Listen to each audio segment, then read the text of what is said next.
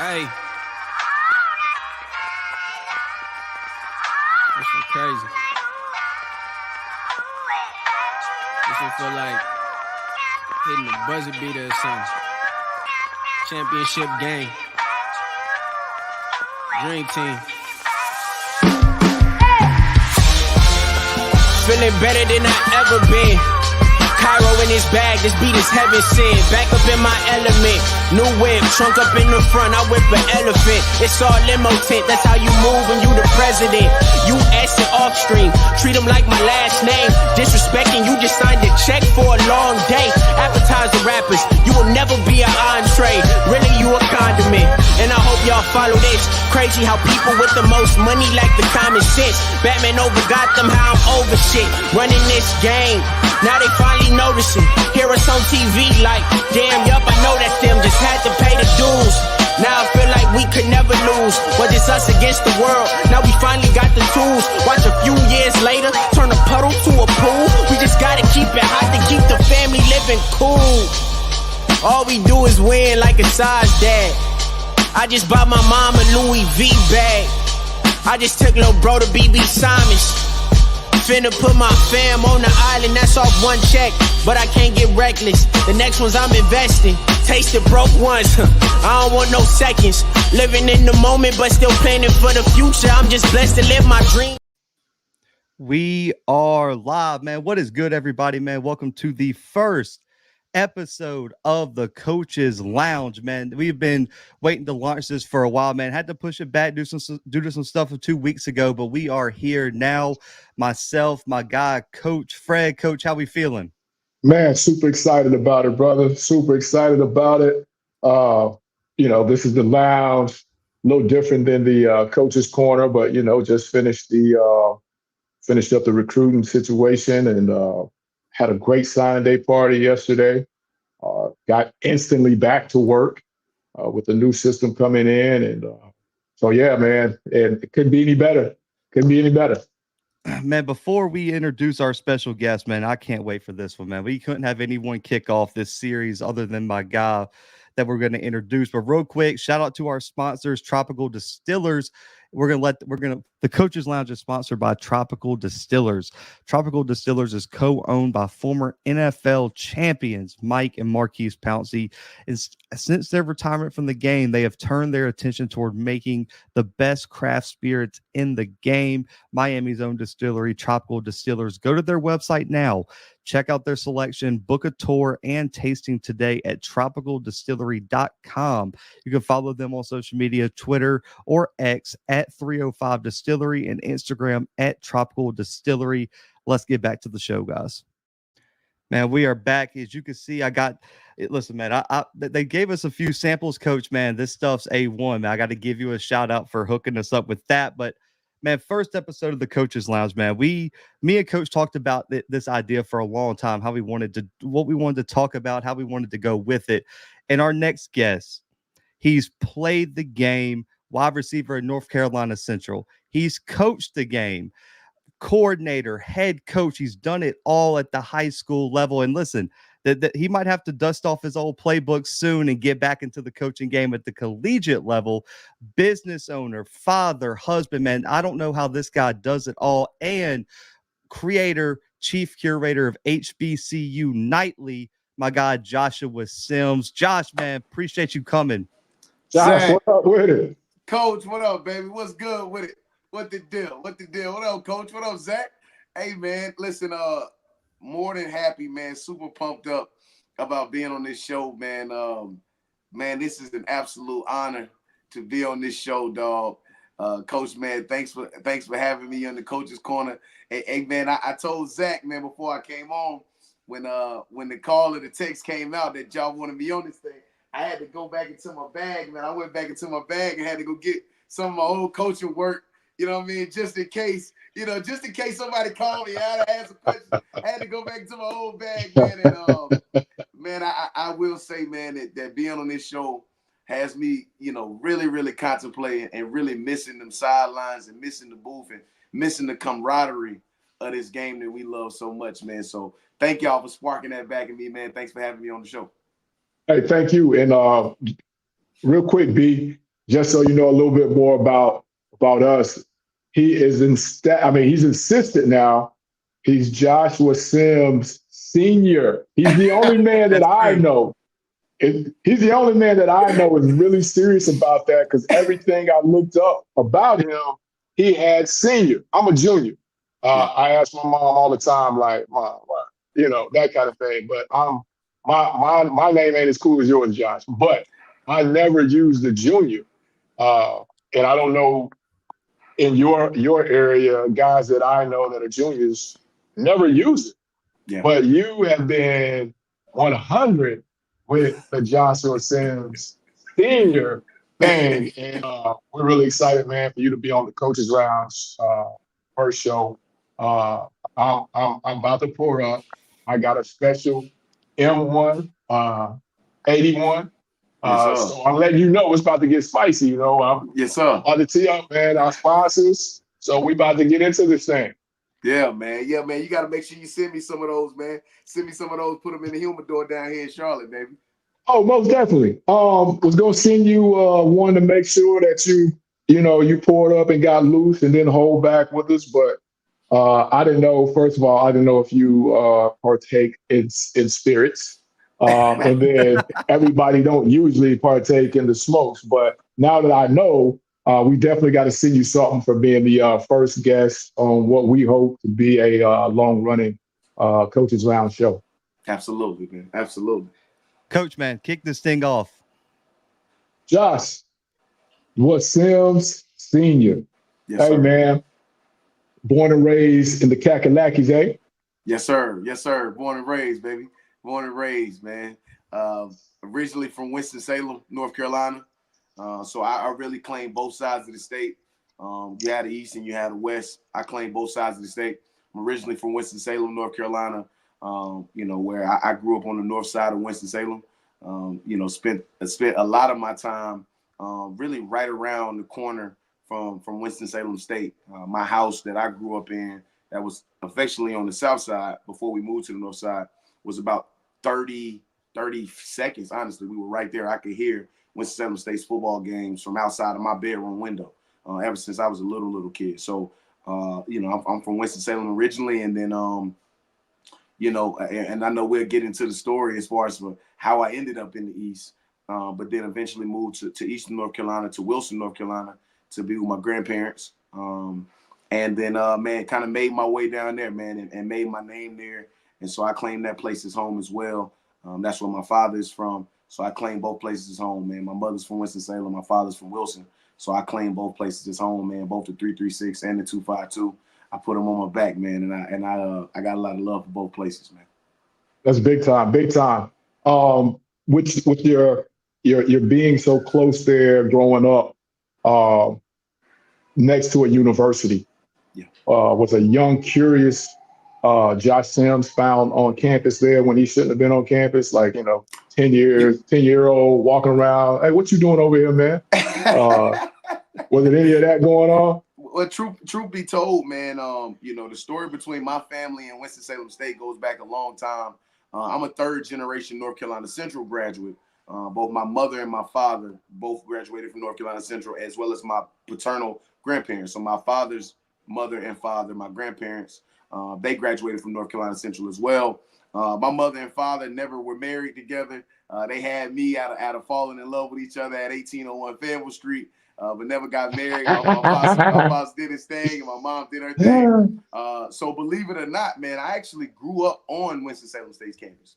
For a lot of people who ever hear me talk about Winston-Salem State, I don't call them Winston-Salem State. I call them State. In Winston-Salem, we call Winston-Salem State State. And so I grew up on that campus, man. My mother eventually married a guy that married the guy who I call my dad as well. So I have my father and I have my dad. She ended up marrying my dad, Napoleon Crowell, who played football at Winston-Salem State as well for a year, and then went into education. He ended up getting a professor's assistant's job on Winston-Salem State's campus. So my younger sister came through Winston-Salem State. They had a nursery on campus. She literally was in a nursery, went to preschool there and everything, man. And I used to sit in my dad, who was my stepdad, but I called him my dad. I used to sit inside of his classrooms, man, while he was going through his professorial duties and things of that where he can get his license, his teaching license, I used to sit inside the classroom inside the state. So I literally used to be right on campus. When he would be done, I would go inside the CE Gaines Center, and my dad would let me shoot basketballs inside the CE Gaines Center. Had a chance to kind of walk around campus a lot when he would go and meet with his students. So I spent a lot of time right on Winston-Salem State's campus. So to your point, as a 10-year-old, I was like as a 6, 7, 8, 9-year-old, I was walking around State's campus, man. And then my grandmother was a big time donor. She never went to college. She was my mother's mother. She never went to college, but just loved Winston-Salem State. And as a person in the community, as a Black woman in the community, she just loved State. And she gave a ton of money to Winston-Salem State and was a big time donor for Winston-Salem State for a long time, all the way up until literally her untimely passing. So, Winston-Salem State was a great place for me, but I always knew where I was going to end up, man. And I borrowed my time there, but I always knew I was going to go. We'll get to that. And before I kick it to B, one last question. So how many girlfriends did a young Josh think he had at 10 on the campus there at Winston-Salem State? Man, honestly, be honest. We in the lounge now. We in the lounge. If I had to count my own girlfriends on Winston-Salem State campus, I probably, man. See, I used to flow through the old cafeteria that they had on Winston-Salem State campus, man. And they had an art museum on Winston-Salem State campus. It was just a beautiful campus. So anywhere I would go with my dad on campus, you seeing, beautiful, beautiful women. Some of the most beautiful women in the world walk around campus. So I used to probably tap my dad like, "Hey, Dad, that's gonna be my girlfriend right there." He'd be like, "Boy, I ain't trying to hit none of that. Well, you talking crazy?" You know what I'm saying? But honestly, man, I saw so many beautiful women on Winston-Salem State's campus at such a young age. Right. And I knew about the ratio that exists. And that's the thing for all the young guys that's coming through, that's getting ready to go to college. That's one of the things you're gonna learn about, man. That's one of the things you need to know. You need to know that. You need to know that because you need to know how the odds are forever in your favor. You know what I mean? So I knew about. Can't be going nowhere where it's 20 dudes to 5 girls. What I'm going to do this for? We ain't trying to go to no sausage party. You know what I mean? We want to be where the ladies at. So Winston-Salem State was a perfect introduction into what HBCUs look like from a setting standpoint, and it intrigued me early. I was like, okay, cool. So it's like 7, 8 to 1. Okay, cool. I'm gonna have to try to see how I can get my 8 out of this. I'm just. But I mean, you talk about growing up so close to a university. I'll be honest. Listen, Coach is from Florida. I'm from Alabama. We don't have it's football only down here. That's it. Like no one else cares about much other sports, especially in Alabama, because we don't have any professional teams. Growing up, when I thought of North Carolina, I always think basketball. I think basketball at all levels, from Winston-Salem up to the FBS schools. I think basketball over football. Yeah. I've talking to you, man. You have loved football. No one can ever question your understanding, your love of football. How did you get?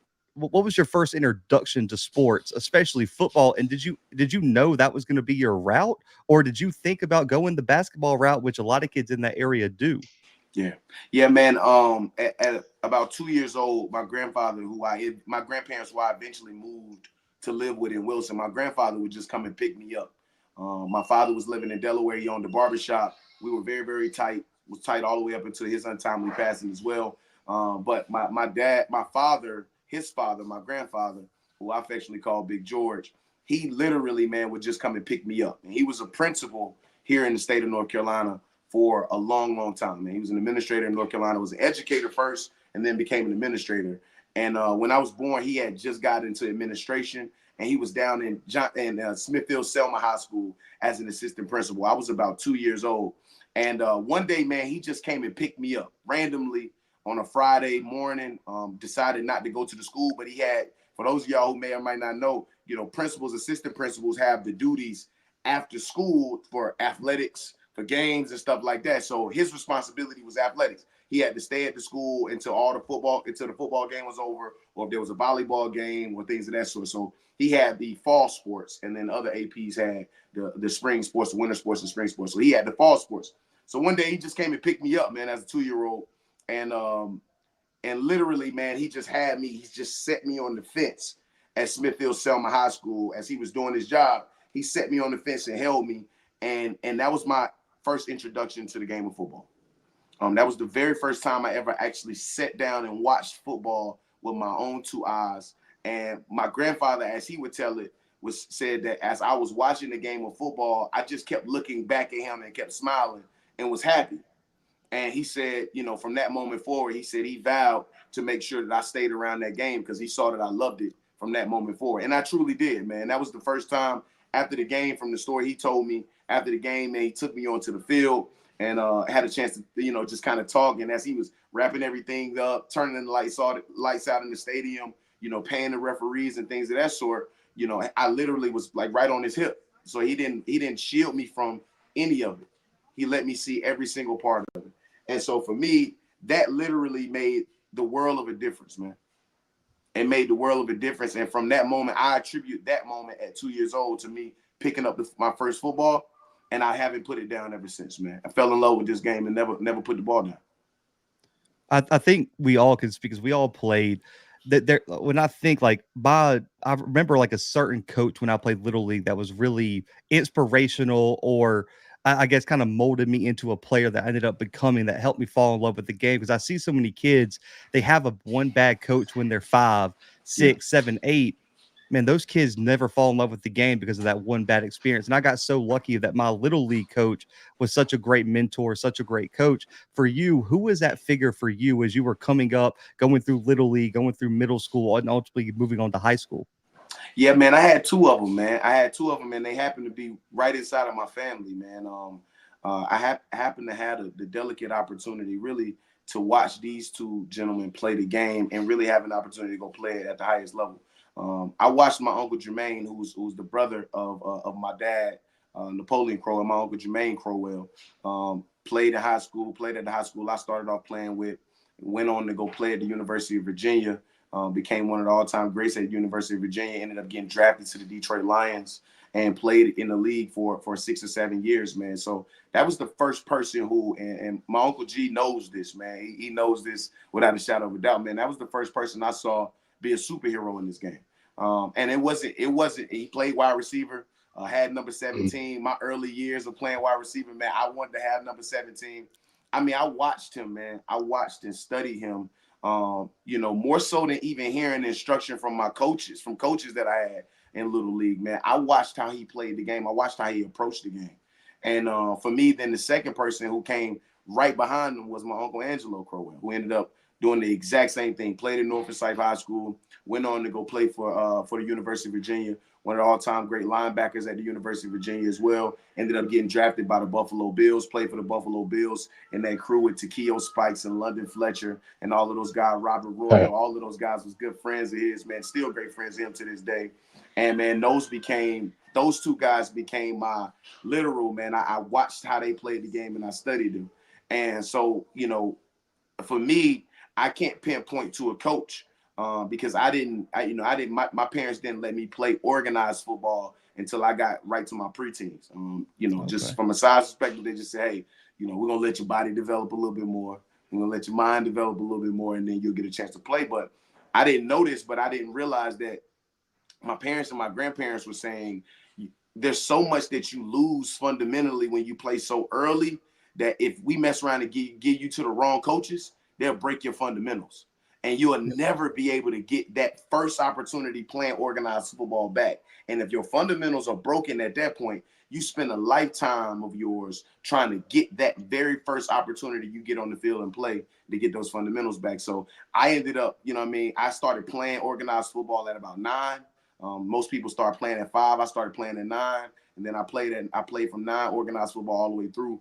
But prior to that, man, it was just every single Friday, every single Saturday, every single Sunday, I was at high school football, college football, NFL, high school, college, NFL for every single day. And then my dad played semi-pro ball when I was growing up as well. He played for the Winston-Salem Wallabies when I was growing up too. So I was just consumed with the game so much that by the time I played, it was on. But before I toss it back to coach, I think you're seeing a movement now. Kind of, it sounds like your parents were way early on that, because now you're seeing the start date of youth league football being pushed further and further. Because I remember when I was 5 or 6, it was time to go. I was so ready to play, but also too, I was the biggest kid on the field at the time, by far, not even close, playing left tackle and D end, and it wasn't even fair. So I wasn't really in terms of getting hurt, but you've seen a lot of people go to flag football, and both of you guys are fathers now, and I don't have any kids, so I don't know what that What you waiting on, man? Listen, man. I just turned 27. I'm enjoying it. I'm good. No rush for me. I'm taking my time. But hey, listen, man, take your time, Zach. Don't let exactly. Take your time. Exactly. Listen, man. Listen, but I've seen the worst relationships, and also, listen, my little brother is not even in high school yet. So listen, I'm taking my time. I helped raise him. I'm 12 years older than him. I'm good on all that. But I want to ask you, Josh, with your kids, with your son, is that an approach you're going to take, or how did that your journey throughout sports affect how you're going to let him come up through sports as well? Yeah, man. Honestly, man, for me, with my son, I'm not sure that I'll take the same approach. I'm not sure I'll take the same approach because of how the game has developed. Organized football has developed and changed a lot. I mean, at 5, 6 years old, you playing flag football. You're not playing, and I attribute that to, and Coach, you know this, Zach, you know this. I attribute this to, though I didn't start playing organized football at 5, I still was playing backyard football. I still was throwing throw up. I still was playing throw up tackle. I still was playing throw up tag. I still was playing in the street, playing what we call sideline football in Winston-Salem, where the street sideline, that's out of bounds. You get to the stop sign, that's the touchdown. Go to somebody's car that's on the street is the other touchdown. And you hope that you don't mess around. I got scars and scrapes still from this day from playing street football. So I played, throw up tag and throw up tackle, from 5 all the way to 9, where it is now where these young men and these young women coming through sports in general, but in particular with football, man, the game is developed, man. They got so much information that's available to them now that says, we shouldn't have kids, playing tackle football and banging helmets at 5. But we can begin to sow the seeds of foundational football much better. I think that the foundational coaches have gotten better. And I call them foundational coaches, what we used to call the junior midget or the peewee coaches. Now they are foundational coaches. They're working on learning how to do form tackling at 5, 6 years old, not so they can go out and actually do it, but so that by the time they get to the place where they will do it, they learn how to keep their head out of the game. They learn how to keep their head out of the tackle. They learn how to get their head around. They learn how to be able to get a good form tackle to get up into space. They learn how to not hold. They don't learn how to be able to defend and cover in ways that we had to learn on the fly. All jokes aside, we had to learn on the fly. So with my son, I don't think I'm gonna take the same approach. I think I'm gonna let him get out there and go get it and go get after it, knowing that the graduated process for kids getting developed now is much different. But the good thing about it now for me is, when I stepped away from coaching, I stepped away because he was born. My son was born in the same year that I became a head coach in this state. So I stepped away because I knew I needed to spend more time with him. And I knew that the amount of time that I spent doing the thing that I love had to become secondary to the thing that I love the most. And that was him and my wife. And so I knew I needed to step away and do that. But now this gives me an opening for me to get out there and really build it with him from a foundation. And he gonna be embarrassed. He gonna hate hearing daddy out there. I'm gonna tell him, at 5, 6 years old, get your hands up. I need to see your hands up. I don't want to see you doing all that darn shaking you see Odell and them do. But he loves the game too, man. He'll chip off the old block, man. So yeah, man, I'm gonna do it a little different with him, man. He won't have to worry about getting into it so late. Because I think now if you get into it too late now, you almost behind the 8 ball. You really are. You're behind the 8 ball. And before we go into, do you got a camera crew or something? I'm sitting there watching your camera auto adjust, move back. It's moving. It's okay. Yeah, you got a camera crew? Nah, dog. I'm on that brand new iPad. I'm on that brand new iPad. That iPad it move with you, shift with you. When you on that? What iPad is that? I thought I got a brand new, but it don't do that. Like I gotta get the number. Yeah, if and I forgot what setting it was, but when I originally set this joint up, there's a setting on there that's like it's AI in the camera and it moves as you move. You know what I mean? As I move, that joint move with me, dog. So like if I sit back, it'll do like this, and then if I put my hands down here, it might open up the lens and everything, dog. It's crazy. It's crazy. I'm tripping. Like I just got mine too. I need to read the box. We don't read nothing. We just open it up and go. Open it up and go. Yeah, we don't read nothing. We just open it up and go, man. Nah, real but talk. I just learned something. They say you learn something new every day. I just learned something. Yes, sir. I'm the one that kind of takes the show off the hinges, man, and gets us off course. We always plan for a 30, 45-minute show, and then I bring up something that takes us completely left. And Ain't nothing wrong with that. He fights like hell to bring us back right, and then I'm like, my bad, I gotta stay on course. Right? Ain't nothing wrong with that, dog. So as we moving through, man, chilling in the lounge, man, and you move, and you start this high school thing for you. I know the love is still in you. It's only growing, but as Zach brought up earlier, did you not pick up the basketball? Did you not pick up the baseball? Did you not own a pair of track spikes? So for me, it's funny you say the same thing. Kind of in my journey with cousin Dedrick Dodge, wore 17 in high school. I needed to wear 17 in high school. Lenny wouldn't let me get the jersey. Me and Lenny was in the same grade. He was a quarterback. Yeah, I still remember you, Lenny. Lenny gave me 17, so I had to take the 10. And so I had to take the 10. So once I found out that because Dedrick went to Florida State, and once I found out that 5 wore 10 in high school, I was like, all right, I'm cool with 10. But I didn't run track in high school because of the shorts. Yeah. So I learned how to play. Yeah. Hey, that just me out. My bad. Yeah. Well, I mean, it's not like it is today. Like back in the 90s, man. Nah, I can't do it. And then he wouldn't let me wear the tights underneath, so it was like, and then our high school coach had a thing where you had to play something in the second semester. Absolutely. You couldn't just play football. You had to play something in the second semester. So I was like, I can play baseball. So I'll go run out there in them little shorts, man. I'm gonna go play baseball and, chill out and all that kind of stuff. So I ended up going to play baseball. So there was no secondary sport for Josh. Yeah, man. So mine was golf. So at about around the same time, 9 to 10, my grandfather, same thing, man. I was there during the summer, going into middle school. So just kind of backtracking here just a little bit, just so you guys can see how it became golf. I actually started school early. I started school. I was in first grade as a 5-year-old. So I started kindergarten. Hey, Josh, you smart. It's that and it's because my birthday is late. My birthday is in November, and my parents was like, "Do we let them start? You know what I mean? Do we let them go to kindergarten at 5? Let him red shirt. You know what I mean? Do we let him red shirt or do we?" So they was like, "Nah, he'll be all right. He'll be able to catch it." And so I started school at 4. So for me, I literally a lot of when everybody else was able to play other sports, I just wasn't, because I was always a year behind everybody. And so from then, all the way up until I was actually able to play sports, I went to go visit my grandparents one summer, man, and my granddad had this, I don't know if y'all remember the old golf clubs for cats who was just looking to pick up some clubs. They used to have just the cylinder bag. It was like a cylinder bag, and they had like 6 or 7 random golf clubs in there in no particular order. He didn't have a driver in there. I think he might have had a putter in there.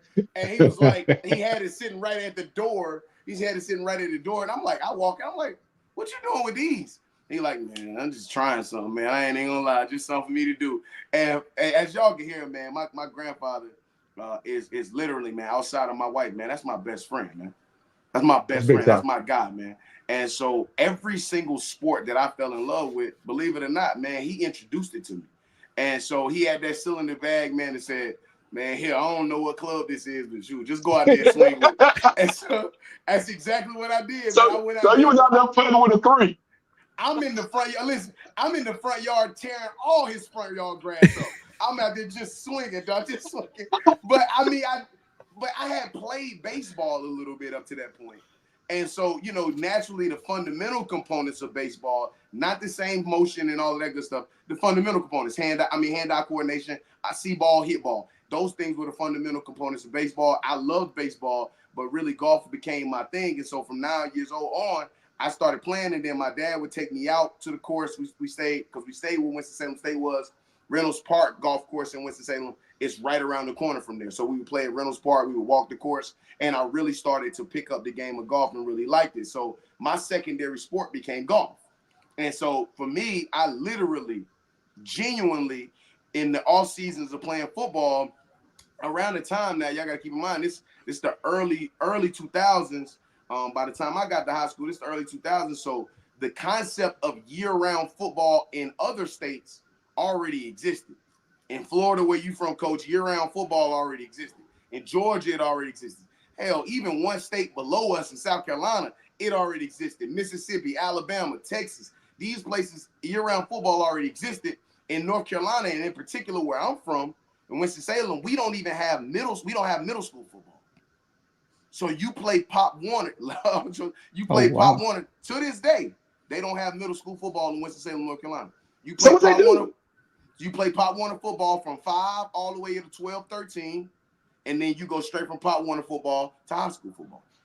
Wow. Good Lord, yeah. So literally right to JV. Right to JV. And if you're lucky, if you're good enough, then you might be able to get an opportunity on varsity come playoff time. But so for me, I literally had to figure out another sport to play in the spring. I had to figure out another sport that I could play not only in the spring, but like late fall, right before the winter. And ain't but so many sports. I didn't really want to run track. I liked track, but I didn't want to run indoor. If I was going to run track, it would have been outdoor. And so for me, golf became that next natural thing that I could play that could carry me over from November, December, if we wasn't in a state championship situation, which we never were, except for 1 year of high school that I was in, you know, from late November, early December, all the way through, I could play golf all the way through spring. And then when it get close to spring workout, spring ball, then boom, I'm right back to football. You know, so golf became the most natural sport for me to play as a secondary sport because you can play it for so long. And even if you're not playing organized in high school, you can play, you can play the tournament circuit, you can play the off circuit that allows you to be able to play 2-3 tournaments before the new year's over. And then you play a few tournaments into the spring, into the winter, a couple tournaments in the spring. So I could play all the way through. So that was good all the way up until my sophomore year. All the way up until my sophomore year where I became academically ineligible. So we fight through that because in Florida, in high school, you become academically ineligible. It's damn near impossible to get back with this new curriculum and the whole nine. So you fight your tail off to get back there. So now we're rounding into becoming Joshua Sims, you know what I mean? Heading into that senior year when things start to pop off. What was the motivating factor that got you back academically? Because I know a lot of cats that fell off academically just never made it back. I was just like, you know what, it is what it is. I'm gonna graduate and keep it moving. But as ball players, I think all three of us would say, even to this day, it's in you. It's in you, and it never goes away. So what got you back on the straight and narrow? Man, dog, or who? Man, listen. When I talk about this period of my life, I never talk about this part of my life. This is literally the only show I've ever talked about this part of my life. And we get this right. How important this is, flat out. I've never even talked about this part of my life on HBCU Nightly or any other show. This part of my life was so integral and so important to what I end up becoming even now. So flat out, coach, man, no excuses, man.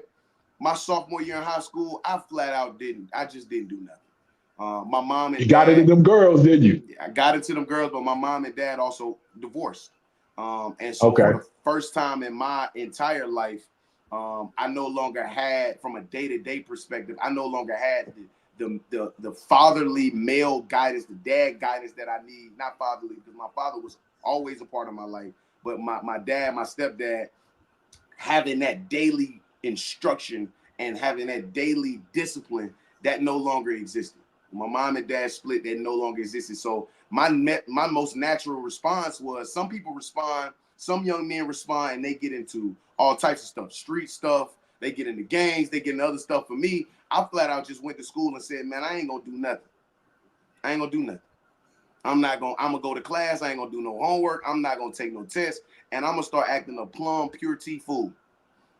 Flat out. And so my sophomore year, I finished my sophomore year with a 1.1 GPA. And so my junior year in North Carolina, you come back with a GPA like that, you 365. You don't get to play nothing. You can't play a single sport.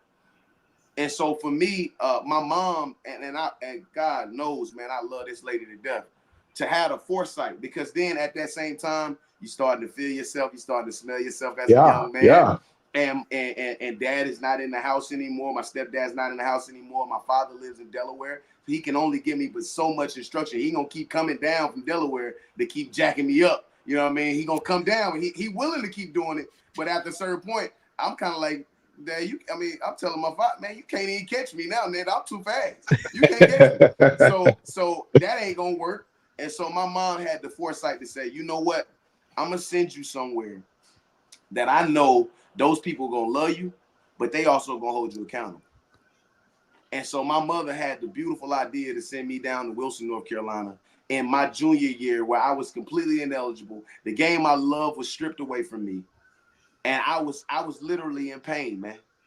I still to this day remember what it feels like as a 15-year-old junior high school, not being able to play the game I love, man. Sitting down and watching people play the game I love. You know, you get to almost low key in your heart. You like, man, why you take this away from me, God? Why you let this happen? And as a 15-year-old, you don't have the fortitude in your mind to say, God ain't take this away from me. You took this away from yourself. That's on you. And so by going to Wilson, North Carolina, and being my mother sent me down there, I spent my 16th birthday, my junior year, my entire junior year, I spent it in Wilson, North Carolina. And the very first thing my grandfather told me when I walked into the house is, he said, accountability is going to be your best friend here. There are some smaller tenets of accountability. There's some small details and tenets to accountability that you will learn here with me. I love you, but accountability is going to be your best friend here. I won't accept any excuses. Excuses like buttholes, everybody got them.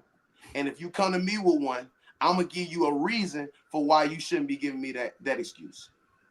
But if you can find a way to do exactly what I'm asking you to do, I can guarantee you I'm going to deliver you to two things. I'm going to deliver you back to the game that you love, and I'm going to deliver you to college, where you'll be able to have the opportunity to go play the game that you love. And I said, cool. I I just took my grandfather on his word, and I said, cool, man. And so from that moment forward, man, I have literally lived a life of that word right there, accountability. And my grandfather's 81 years old, man. I've lived a life of accountability because from that point forward, he put it in my life about accountability. So that's how I got back to the game, man. We had a written out contract that said, you don't bring anything less than a B in this house. And this is coming from a person who delivered two kids to college. He delivered my father and my aunt to college, my aunt on a full academic scholarship. So he just wasn't accepting nothing less than great. And so for me, he said, as long as you do that, then, you can start doing this. So I made sure I didn't bring anything less than a B in the house, and I was good, man. And I fought my way.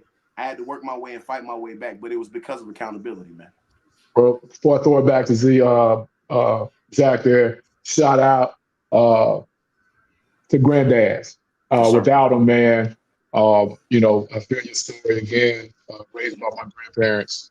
Know my mom, know my dad, known them all my life, but was raised by my grandparents. When I left the hospital, story is I went home with grandma and granddad, and mom went on to her house, that kind of thing. So when you talk granddads, man, that touches and hits right there, man. So shout out to your granddad, mine, and all the granddads that's working around the world to do the things that your granddad had the foresight to see.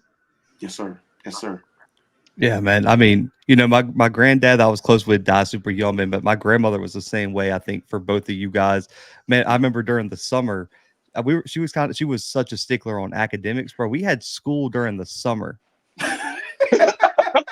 Bro, y'all think I'm joking, bro. That's real talk, bro. I would not have made it.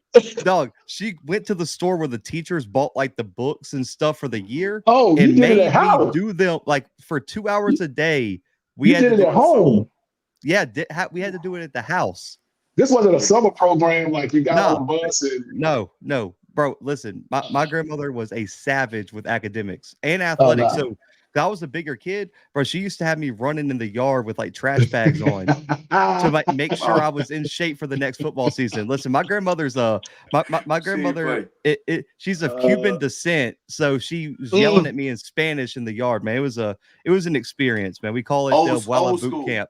Oh yeah, Old definitely school. old school. But man, let's get into college. You said you knew where you were going to go.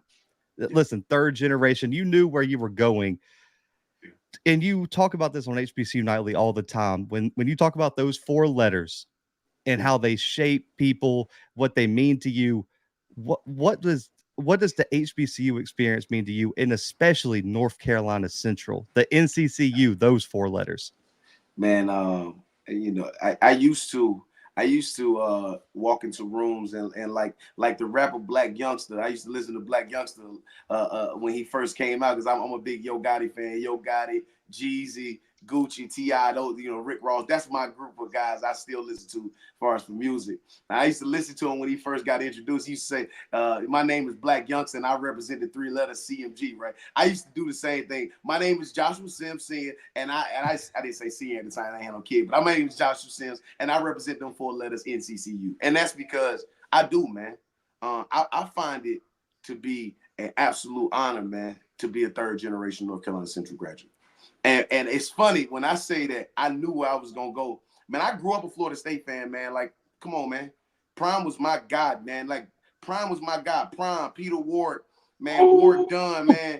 You know, Chris Ricks, Chris Winkie. I know all the way down to the guys like Wyatt Sexton. Like, I know the guys. Don't talk about it. You know what I'm saying? I know all of the cats that, man, that a lot of cats don't remember, man. Dan Kendrick. You know what I'm saying? You know what I'm saying? Like, I'm talking about them guys, man. The Bull Wears that and seeing like everybody that came through. Because they were from your state, right? Oh, the Nicholsons are from my state. The Nicholsons are from so actually AJ and Derek Nicholson, who both played at Florida State. AJ and Derek Nicholson literally grew up right beside my grandparents, right beside my dad's parents, my stepdad's parents, the Crowell family. They grew up right beside each other. And so AJ and Derek, man, I spent a long time, man. When I was growing up, we used to call Derek Big Dookie, which is crazy. You know what I'm saying? But he was just, but just all of them cats, man. Man, I grew up a Florida State fan, man. So for a long time, I loved Florida State, like literally loved Florida State. Even when I got into coaching, which we were talking about, I never missed the Florida State coaches clinic. Every single year I went to Florida State. I found my way in Tallahassee. My uncle Angelo is living in Tallahassee as well. So I would always go crash at his house and go to the Florida State coach clinic. So, but North Carolina Central for me, I always knew I was going to go there because I went to probably hundreds of games as a kid, man, going to the Classic to play against that school down the highway. You know what I mean? Going to the other Classic, you know, the Battle of I-85 between us and State. Man, seeing us beat up on Johnson C. Smith and Shaw and St. Albans, man, I grew up around it, man. And so those maroon and gray it literally bled in me, man. But it also is a big piece to it is that another big piece to it is that my mom, who I love to death, my mom is the biggest football fan in the world, man. And all jokes aside, man, my mom is a big football fan, probably more than my dad or my father or my grandpa. Like, my mom is like die hard, man. Like, all jokes aside. So she introduced me to the game, and honestly, man, she introduced me to North Carolina Central. And so she took me to so many games, man, and really, really showed the game to me. So I always knew. And so that institution, man, I was just there yesterday. Every single time I'm on that campus, man, I feel this sense of euphoria, man. I know the places, the small, intricate places where my grandparents met. I know the small places where my mom and my mother and my father met on this campus, man. I know the places where I met my wife on that campus, man. I know the places where I slipped and fell, man. I had I had a 2002 PT Cruiser, red PT Cruiser stick shift. Oh, nah. I ran into Coach Fred. I ran into the pole one night, ran into the pole. It was icy outside. Ran into the pole outside the Walker Complex, man, where the football offices are. Ran into the pole, man. I know all the small nuances about that institution, man. So I always knew I was going to be there, man. It was always home, and it was always a place I was going to end up. And then I had the delicate opportunity to also play the game that I love at this place, at this institution as well, man. So it was beautiful, man. I love it, man. And the historical Black colleges and universities, what they represent to the overall main fabric of this country, and in particular the Black people, man. I always talk about it. Historically Black colleges and universities are the most impactful, most successful Black-founded institutions this country has ever seen in its entire history. There's no institution that has ever been as impactful and for as long of a period of time as the historically Black college and university, or as our grandparents used to call it. They used to call it just the Black college. The Black college and the Black university is the most impactful. You know what I'm saying? Before we put the historical on it, the Black college and the Black university has created so many successful people that it is imperative that people like myself, people like Coach Fred, people like yourself, Zach, who come into this game, man, and y'all say, man, listen, we're going to put this thing on our back, and we really going to make sure that it goes to generation after generation after generation, so the kids have the opportunity to experience this thing, man. So, man, those two things mean the world to me, man. HBCU and in particular NCCU, they mean the world to me. You talked about growing up right next to Winston-Salem. When you and then being a third generation student, when you finally got to put on that jersey and that helmet, and you were getting ready to come out the tunnel for that rivalry. Probably got family, friends, obviously classmates, girlfriends. I mean, everyone's in the stands. What was that first feeling like? That first time you got to experience the rivalry that you grew up watching from the time you were born up until then? Yeah, man. Man, this game, you gonna have so many experiences with this game, man. Dog, when I got to Central, man, to just build this up, dog. When I got to Central, I was NCAA clearinghouse ineligible because of what happened my sophomore year, because of how bad I did. You know, you had to, back in them days, you had to meet a GPA with the SAT score.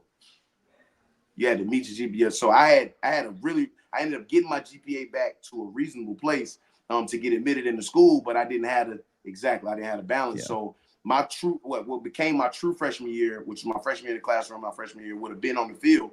I had to sit it out. So the smart thing was, God rest the dead, my first coach in college, Coach Mose Rising, he just said, man, just take your red shirt.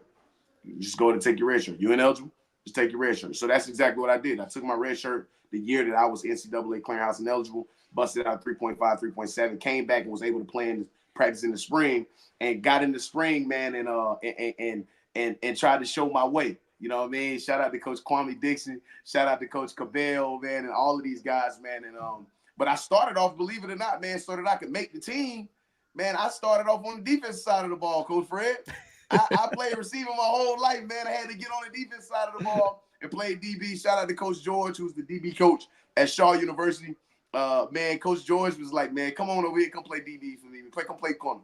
And so I came and played corner and enjoyed it, got through the spring, got through the summer, and didn't get a camp invite because I didn't have a year that year. But coaches said, listen, man, long as you're here, we're gonna let you do your thing. As long as you're here, we're gonna let you practice, you'll be around, and then everything will be able to work itself out. So my sophomore year in the classroom, my redshirt freshman year on the field, the 2010 season, man, we played Winston-Salem State that year, man. And second game of the season, my mom was down, man. A lot of other family members was down. And man, dog, I just remember, there's a time period before the game where you get out there and you just, you get out there on the field before everybody else come out, before your whole team come out there. And you might be out there just catching passes on air with your quarterback. My quarterback at the time, who affectionately works for ESPN now, Jordan Reed, Jay Reed. Jay Reed had just transferred to us from Winston-Salem State. So, him and Charles Goodwin, all of those guys, man, they had just transferred to us from Winston-Salem State. And Reed, man, was out there. We was catching balls on air, man. And I don't know, bro. In the middle of me warming up, dog, and going through that, dog, it just hit me that I had I had arrived at my dream, man. That I had arrived in my dream. And man, it was out there, and then you go back in the locker room, you start putting on your shells, man. You might put on your helmet, you might put on your pants, and then you get out there. We do, pregame stretch and all that good stuff, and then you go back in, and you make sure you wrapped up everything straight, and then you go back in, you put the whole thing on, you put your whole armor on, and that's battle time, man. And dog, when I got into the darn tunnel, man, dog, I just lost it, dog. I lost it. There's a picture of myself and my big brother, JR, who played linebacker at Central from Chapel Hill, man, who played at Central. Also, man, he was a guy who was a walk-on, man. I had to come on as a walk-on and earn my way back, man. Had some opportunity scholarship-wise, but I wanted to be at Central. So I walked on, and we found a way to get it done, man. And, man, when I ran through that tunnel, man, that year, I had number 49. So I wasn't playing on the offensive side of the ball. I had number 49. And, man, I ran through the tunnel, dog. I sped out the tunnel. I was about full speed. I sped out the tunnel. And, man, dog, just seeing the whole freaking stadium, man, seeing OKR for the first time from this lens, in a rivalry game. I had done it the same thing the week prior because we played Johnson C. Smith. And actually had a chance to get in the game on special teams in that game, which was really cool. But just having the chance to run out and see the fans inside of OKR, man, it was packed, man. I was seeing folks on the other side in the stands that I knew. Obviously, folks on our stands that was my classmates, the girls that, man, who was ready to holler at you. You feel me? I'm on the sideline like, hey, you see what time it is. So it was beautiful, man. And, that season did not go great. But two things about that season that was absolutely beautiful is we did lose that game against Winston State. And we didn't know that. But at the time, and that was the last time we would end up playing that team, man, because they went back to Division II. That was the last time we ended up playing them, man, until the guys had a chance to play when we renewed the contract with State 2 seasons ago. So, man, that was the last time we played, man. So I was on the team that played State the last time we lost to them. They ended up coming in the crib and beating us. But also in that season, we beat the school down the highway pretty handily that season. So I was good. Man, I was good. I don't know if you can pick because, it's kind of like every school usually has two rivals. Yeah. Oh, what I'm about to say to this question. Which rivalry do you get up for, or not just you, but just the fan base? Is it that school down the highway in North Carolina A&T, or is it the battle for 85 of Winston? Man, listen here. Y'all heard how many times I was willing to say Winston-Salem State tonight, Gulf State and all that. Dog, if I even try to say the school down the highway name, dog, come on, man. I was sick to my darn stomach, man. Man, listen. I done hated these dudes, man. I've hated these dudes. And I mean hate in the word that it's a healthy hate. I've hated these dudes. My mom, when I was about 6 years old, this had to be about 6 or 7. My mom was here. It had to be about 6 or 7 years old. There's a shirt. I got the shirt, which is crazy. On the shirt, my mom brought the shirt back. She had went to the Classic. I couldn't go. I was too young. She didn't want me to go to the Classic. The Classic game had to be at Carter Finley State. Man, my mama brought the shirt back to the house, right? I know she remembered this. She had got a big expo marker and put a big X across the whole. I'm talking about big X on the whole thing. And I'm like, Mama, why you do that? That's a good looking shirt. Why you do that? She told me from that point on, she said, this school right here, this is, like, quite honestly, I hate this school more than I hate anything in this world. And, and literally from that point forward, that's just what it was. I hated them too. I hated them. Can't stand them to this day. If I even see enough blue and yellow, I get a little sick on the stomach, man. You know what I mean? I never ate Kraft macaroni and cheese because it had too much yellow. You know what I'm saying? Certain cereals I just stayed away from. You know what I'm saying? Too much yellow, too much blue, man. My stomach gonna be hurting, man. Shout out to Ma Dukes, man. She the one introduced him to the hate, man. That is amazing. Listen, man, I just couldn't even imagine, man. I can't imagine either one of your kids telling you, but man, I gotta go A&T, Dad. Listen, man, I'm going to A&T, man. I can the sickness inside. I wouldn't wish that on my worst enemies, man. I wouldn't wish that on my worst. Listen, and it's not on an institutional level, man. For sure. That institution has done. I get it. It's all athletics, man. That institution has done some magnificent things. Man, what they do in engineering, man, and agriculture, man, second to none, man. But when we start talking about those sports, Man, y'all know y'all can't rock with us, man. Y'all know 1801. We run it, man. You know what I mean? But I can't stand them dudes, man. I really can't, man. Go ahead, So, Coach. man, we get through it, man. And correct me if I'm wrong, because I tried to find some stuff on you. So, you know, were you on the Celebration Bowl team that lost for the celebration?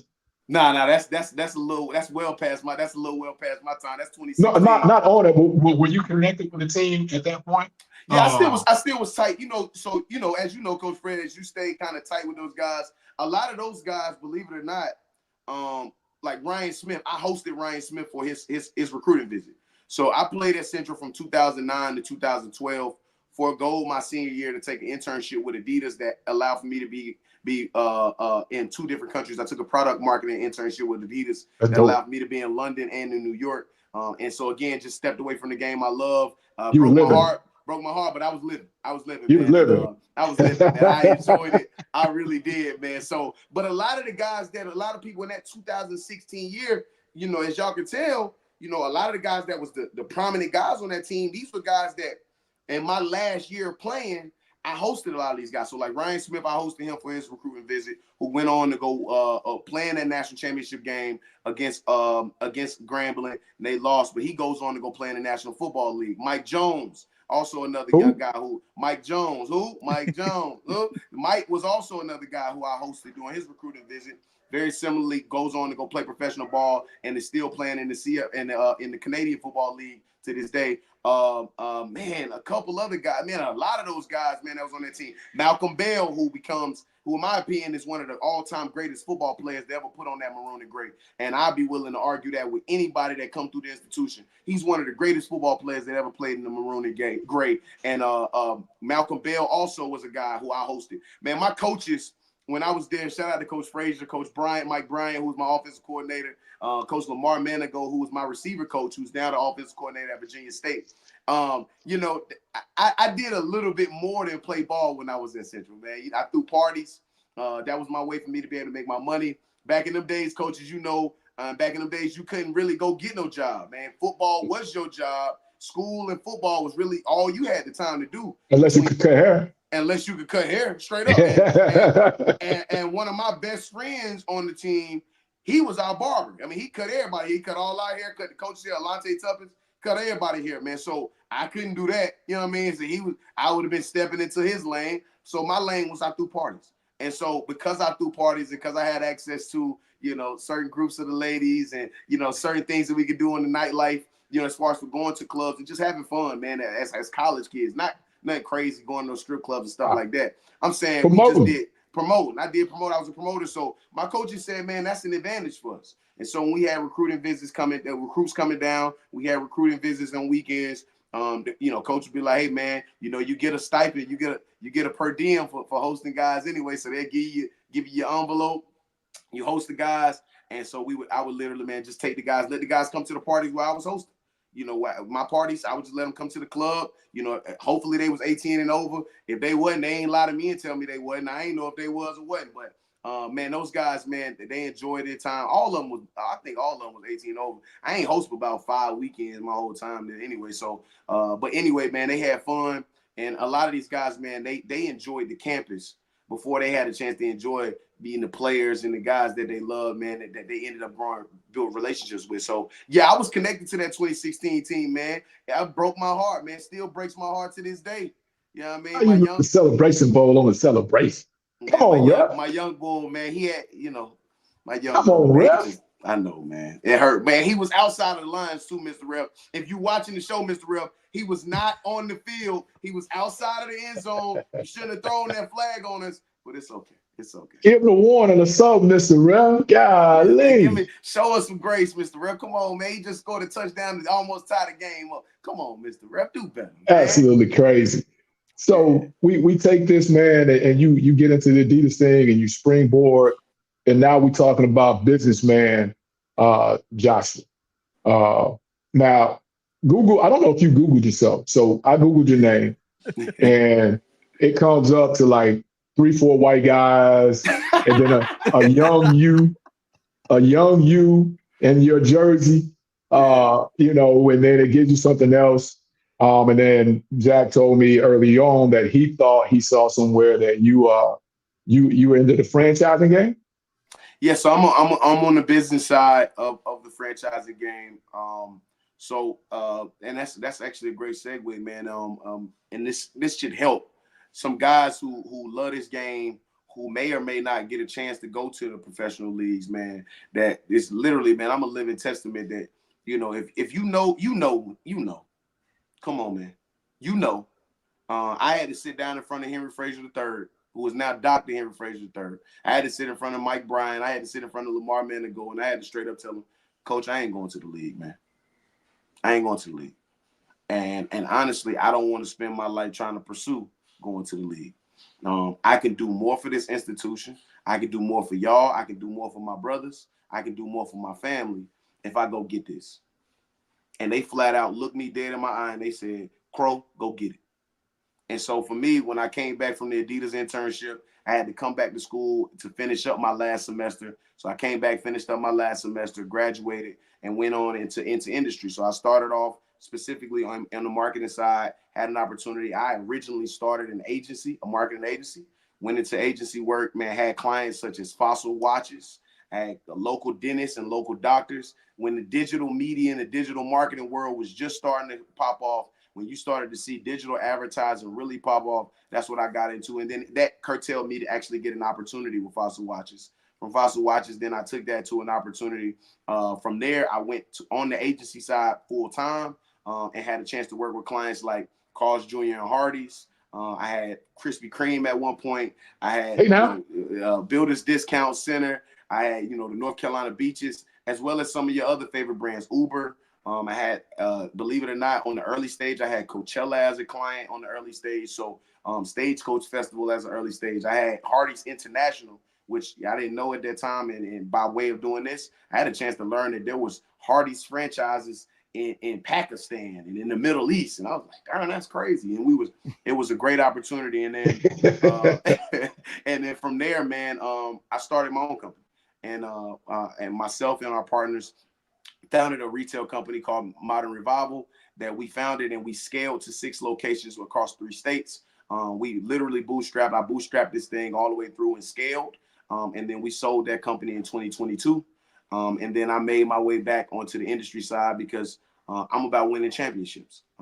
In business, the same way I wanted to win championships on the field. And all through that entire time in my experience in industry, I was coaching, man. So that gave me the opportunity to stay around the game I love, do the thing that I love, but also make the money that I needed, man, because coaches and teachers, man, we don't make no money, man. We don't make no money, man. So I did, man. I put together all of the hustles, man, and everything that I felt like I wanted to do, I went after, and then just didn't take no for an answer.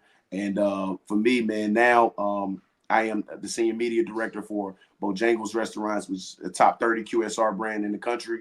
And I fly all of their advertising nationwide, man. So everything from what you see on your paid social, for what you see on your television screen, it's all bought by myself and my team. And man, I enjoy it, and I enjoy being in the industry. But then I enjoyed my time also with helping to found a company, man. And there was lessons that I learned from that, from having a company and working at. I worked inside of my company for 4 years full time. I didn't have another job. I had stepped away from coaching at the time. So this was my full-time job. And I'm proud to say that we were able to grow that company to 6 locations across 3 states. We were able to hire, at our largest, we were able to hire 25 plus staff members who were also full-time, and a host of part-time employees. And we had an office here in Charlotte. We had in locations, 2 of them here, 3 of them here in North Carolina, 2 in South Carolina, 1 in Georgia. And I'm very, very proud of that. And I'm very, very proud that my wife and I were able to sell that company and go off and go do some additional things that we wanted to go and accomplish, man. And so, now I'm getting ready to embark on the next thing, which is franchising. And this is me now being able to go and play on a bigger level. I want to go play on the highest level. And I talk about it a lot on HBCU Nightly about believing that Black business needs to be on every single level. It's my reason for why I say there needs to be some HBCUs on the FBS level. In business, you want to see the wide spectrum. You need to see your small local businesses but you also need to see Black-founded Fortune 500 companies as well. You need to see companies that have revenue and P&L sheets that are through the roof, that employ 20,000 people.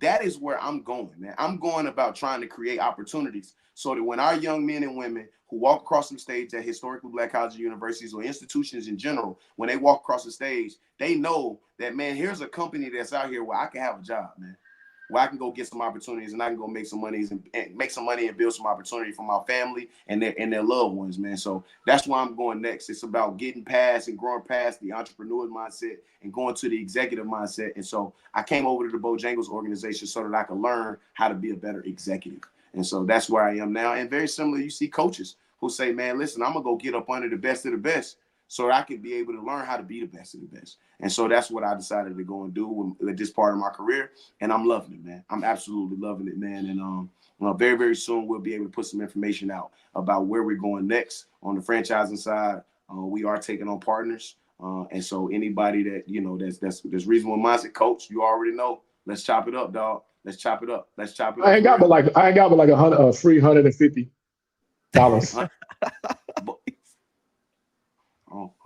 No, we might have to talk about something else. The connection go bad? Did the connection go bad?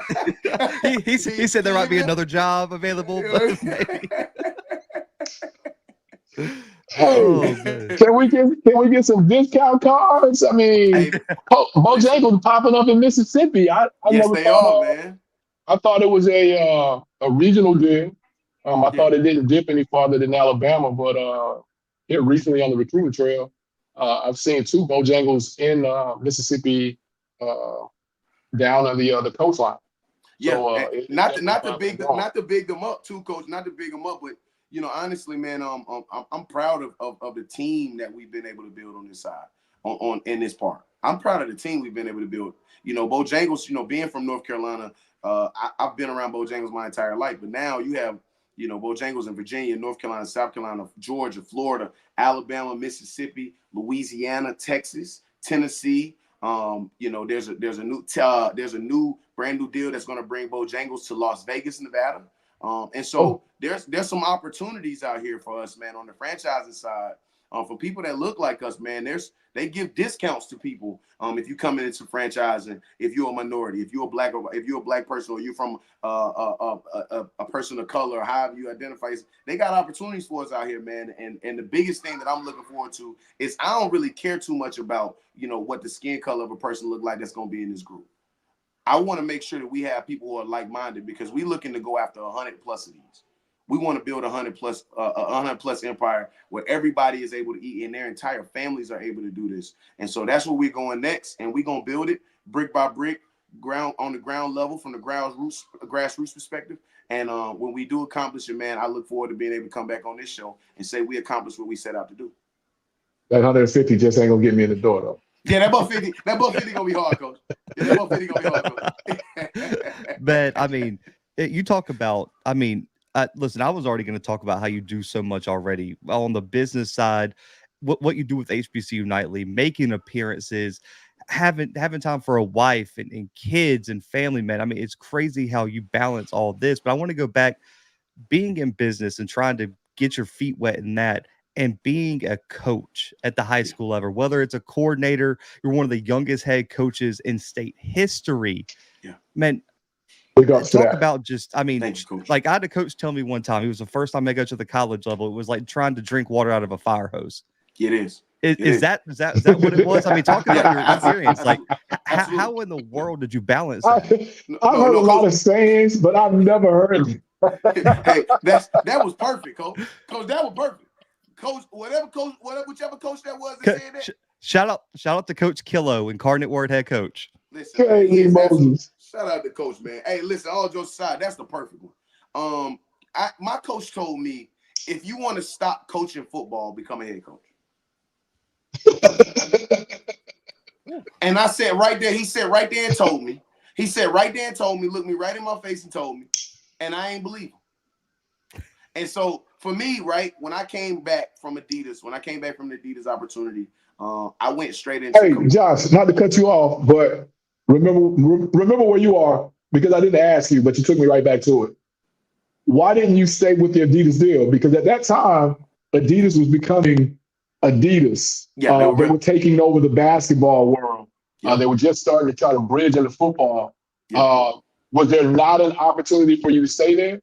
Yeah, there was. And I worked specifically with what they call football Americano or American football. I worked on the American football division and the product marketing. But the truth be told, Coach, bro, I ain't really want to be that far away from my family, man. You know what I mean? This would have required me to be in New York full time, live in New York. Right. I lived in the Delancey area of Brooklyn when I was interning. They had intern housing for you. So you stayed there in the apartment. They paid for your apartment. They gave you a little stipend. And there was. I got an opportunity as far as from a job opportunity. But it would have required me to be in New York. And for me, man, I liked New York, but I didn't love New York. And you really don't want to stay in New York if you don't love it. As you know, Coach, as you know, Zach, you really don't want to stay in New York if you don't love New York, especially if you ain't from there. And so for me, I was like, man, I can take these skills that I learned from product marketing and I can go off and I can go create an agency. And then I can also see if me creating an agency will land me into being able to, get a job with one, maybe get an opportunity with one of my clients. And so simultaneously at the same time, and it's almost funny how this comes together. I turned down the opportunity that I was offered with Adidas. I come back home. I was living in Raleigh. I literally get into coaching as well as doing as far as my work. So during the day I was working, in the evenings after that, I would go over and I worked, and I was a substitute teacher at Neal Middle School in Durham, North Carolina, as well as coaching middle school football, as well as I would go over once or twice a week and I would intern inside of North Carolina Central football program as a special teams intern. So I literally had, and I shout out to my brother Gerald Huggins. Gerald going through the same grind. He got 5-6 jobs. And all of them come together. They all work together for his good. For me, to this day, I still don't know how I was able to make all of those things work together for my good, man. I have no idea how I made that time work like that. But I was coaching middle school football. I would go and sub every once in a while at Neal Middle School. I was working on my regular job, and I was running an agency, and I would go over and intern with Central twice a week as a special teams intern, mostly breaking down film and basically doing a whole bunch of printing. As far as for doing game plan printing and all that stuff. So I would go over mostly on Sundays and Mondays, and I would be over there on Sundays and Mondays helping to break down film and then helping them to print out, make sure everything was printed out for game plan for when guys came back over and did it. So I was literally there. And when I was coaching middle school, dog, I coached guys the names of Devin Smith, wide receiver at North Carolina Central, who's now in the portal, who's hopefully he'll be getting ready to sign somewhere here very soon. Jacob Brevard. Coached him as well over there. Big Duff, the center for Winston-Salem State, coached him when I was over there as well. Amari Smith, who's also at Winston-Salem State, I coached him as well over there, as well as a litany of other guys who went on to go and play college ball. Man, I coached with a lot of those guys. And I coached middle school for one season. And then immediately after coaching middle school for one season, my high school football coach from Wilson Bedingfield High School, where I transferred to in Wilson, it was his last year coaching. He was getting ready to retire. And he called me and said, listen, dog. He said, Crow, listen, I'm getting ready to retire, and I need you to come on home and come help me. Help me go get close to this state championship so I can go on out my way. And he said, man, I got a co-offense coordinator position for you. I got a position coach position for you and a co-offense coordinator position for you. If the guy that we have that's going to be the coach in waiting is wants you to become that. And the coach in waiting was my guy as well, Coach Pooh, Coach Ward, man. Coach Ward was my guy, and literally still to this day, man, that is my OG. Everything I learned about how to be a coach on a day-to-day basis, I learned from Coach Ward. Coach Ward showed me how to game plan. He showed me how to build out a script. He showed me how to build out your game plan, how to break down film from a coach's perspective, how to be able to separate what you need to do from coverages internally, how to be able to go through different periods inside of practice and what you are looking to try to maximize and or minimize inside of those practices. How do you take away the bad habits inside of periods inside of practice? What does off-season workouts need to look like for you to be able, how do you build up a season to get to the fall? How do you start in winter workouts, get to spring workouts, get to summer workouts, and then every single thing I learned about coaching, I learned from Coach Ward, and he was so wide open, man. I went from being a middle school coach one year and intern and having all these other jobs to literally moving back home. My grandparents said you can move back home, save you some money, put your money away. I was making a good amount of money. You know what I'm saying? Looked out for me. And then I came on, coached at my high school alma mater as the running backs coach and co-offense coordinator, which nowadays you call them the running game coordinator. So that was my entire focus. My entire focus on the varsity side was to make sure that we had a concrete, comprehensive running game going into Friday nights. And then I called all the plays on Thursday nights. So that I could get prepared with learning how to call plays on the high school level on Thursday nights. And then that very next year, when Coach Johnson retired, Pooh became the head coach. Coach Ward became the head coach. I became the full-time offensive coordinator. I called plays on Thursdays and Friday nights because I didn't trust nobody to call better plays than me on Thursdays and Fridays. You know, when you're young, I was 23 years old. I got it all, baby. Yes, I got it all, dog. What you gonna tell? Come on now. And so we did some magnificent things that first year. One conference 3 years in a row while I was there as offensive coordinator or as co-offensive coordinator and offensive coordinator. One conference 3 years in a row. Got to the state semifinals my last year that I was there. So from at 22, I became a co-offensive coordinator. 23, I was the offensive coordinator, coaching both JV and varsity, calling plays on the 3A level. And then my last year, at 24 years old, I was the full offense coordinator, still doing the same thing, taking on all of the responsibilities as a play caller. And then after that, man, I said, you know, I had rekindled it with my wife, who became my wife, she was my girlfriend at the time. She was living in Charlotte. And I said, man, you know, I kind of want to be closer to her and simultaneously, you know what I'm saying? Simultaneously, not only want to be closer to her, I said, man, I think it's time for me to see at least what's out here for me as a head coach. And so I interviewed for 5 coaching jobs that offseason, and ended up becoming the head football coach at Christ the King Catholic. You know, it was a blessing. It was a blessing to become a head football coach. At the time, I was the second youngest head football coach in the state's history. Now I'm still in the top 5, still one of the youngest, but we've had some other young guys come up and become head coach. As a matter of fact, the guy who was my offensive coordinator the 1 year I was head coach, I ended up pushing him to become the head coach there at Christ the King. He was a year younger than I was. And so he's a North Carolina Central graduate as well, Daniel Rhodes. He goes on to push that program into the direction that I knew it could go. You got to take on the heat early, take on the fire early, you know, play some tough opponents in year 1. So you build that callus, and then by the time you get to year 2, they don't seem as scary anymore. You get this group into the weight room, and then by year 3, we should be able to push to make the playoffs. We should be able to push to be able to get into, and that's exactly how it went, man. So he became a younger head coach than I was, and so and then I stepped away. And one would say at the top of my game, man. I stepped away at the top of my game, like Mike. 2-3. Yeah, I mean, before I toss about the coach, man, and then we're going to end with the whole discussion about HBCU nightly and some media stuff. I always hear the phrase imposter syndrome, especially with young people, like early 20s. I remember there was a big thing when I went to graduate school, going to a PhD program. I was the youngest person in the program. And it's almost like you got to prove that you belong there because everyone's looking at you like, man, this guy doesn't look like the rest of us. This guy got here 5-10 years before the rest of us. Mm-hmm. Did you have any of that? And then also too, how did it also help you relate to the kids a bit more? Because we all listen. My high school coach, I don't know about y'all. My high school coach was in his like 80s. It was you can't relate to us as high school kids. But when you got a 23-year-old, I mean, they just went through the same stuff we did. We can come talk to them. We felt like we could, relate to them better. Talk about your experience as the second youngest head coach in state history. Yeah, man. One of the things that made my climb so quick.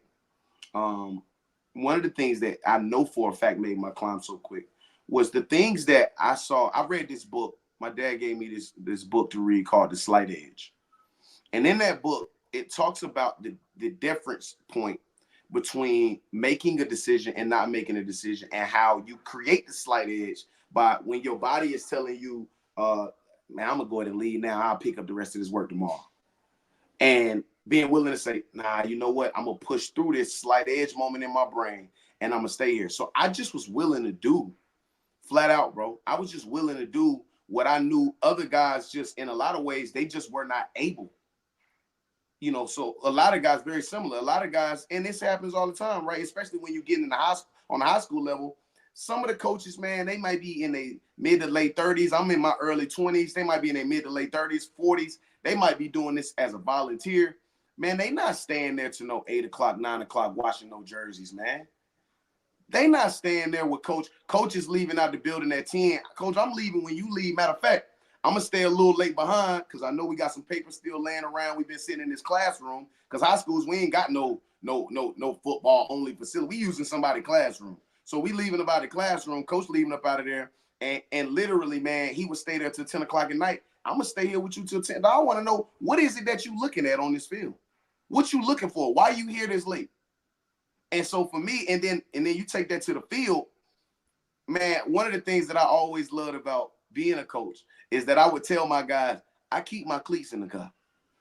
All right. Oh, they stay in the trunk. Yeah, they stay in the trunk. They stay in the trunk. I ain't too far away. I'm not too far removed. To this day now, youngsters, I'm telling you now, I'm going to be traveling around to a lot of schools during the spring. I ain't too far removed. I keep my cleats in the trunk. So when I pull up, I'm going to be traveling. I don't know if we can travel, post 9/11. I don't know if we can travel on the planes. I'm going to be riding commercial because I ain't riding, I'm going to just ride, regular plane. I don't know if I can travel on those planes with my cleats because of the spikes and all that. But look, listen, I still keep it on me now. And I'm talking about them cleats. Now, I still stay in good shape. I'm still going to give you all of that. And you better be ready. But that was my thing, man, is that in practice, flat out, straight up and down, I would tell my guys, man, I'm not telling you something that, one, I'm not physically still able to do. Or if I'm not physically able to do it anymore, that I don't remember exactly how this is supposed to be done. I'm not coming to talk to you about stem, restack, and then release because I'm just coming up with something off the top of my. No, I'm telling you, this is something that helped me to be able to get on the field in college. I did it 1,000 times. I'm not telling you at the top of your route, you need to make sure you over-exaggerate the top of your route. And you really need to make sure that DB believes that you're trying to beat him on the go route in order for you to be able to come back and make the correct route work. Talk that. I ain't just telling you this. I'm not telling you if I tell you that the out route needs to be ran at 10, don't cut me short at 8 because you don't know what you're messing up. You don't know what you're messing up. Yep. Okay. I might have a complimentary route coming back up under that. We might be running a 3x1 flood concept, and I got somebody going to the flats. I got my outside receiver going up the field. You cut my corner. It's an option. It's an out corner route option, but you might cut my out route 2 yards short because you want to get the ball. They sitting in cover 2, dog. We trying to be. What you doing? We're trying to put them in a situation, not make ourselves be in a situation. So I'm not telling you this stuff. I'm not telling you these things because I'm either not, one, physically able to do it, or two, I still remember why it's so important for you to do it that way, to focus on the small details, because we got plenty of time in the off season to focus on the big details. The small details right now, by the time we here, the small details mean the world. It's got to be repetitious.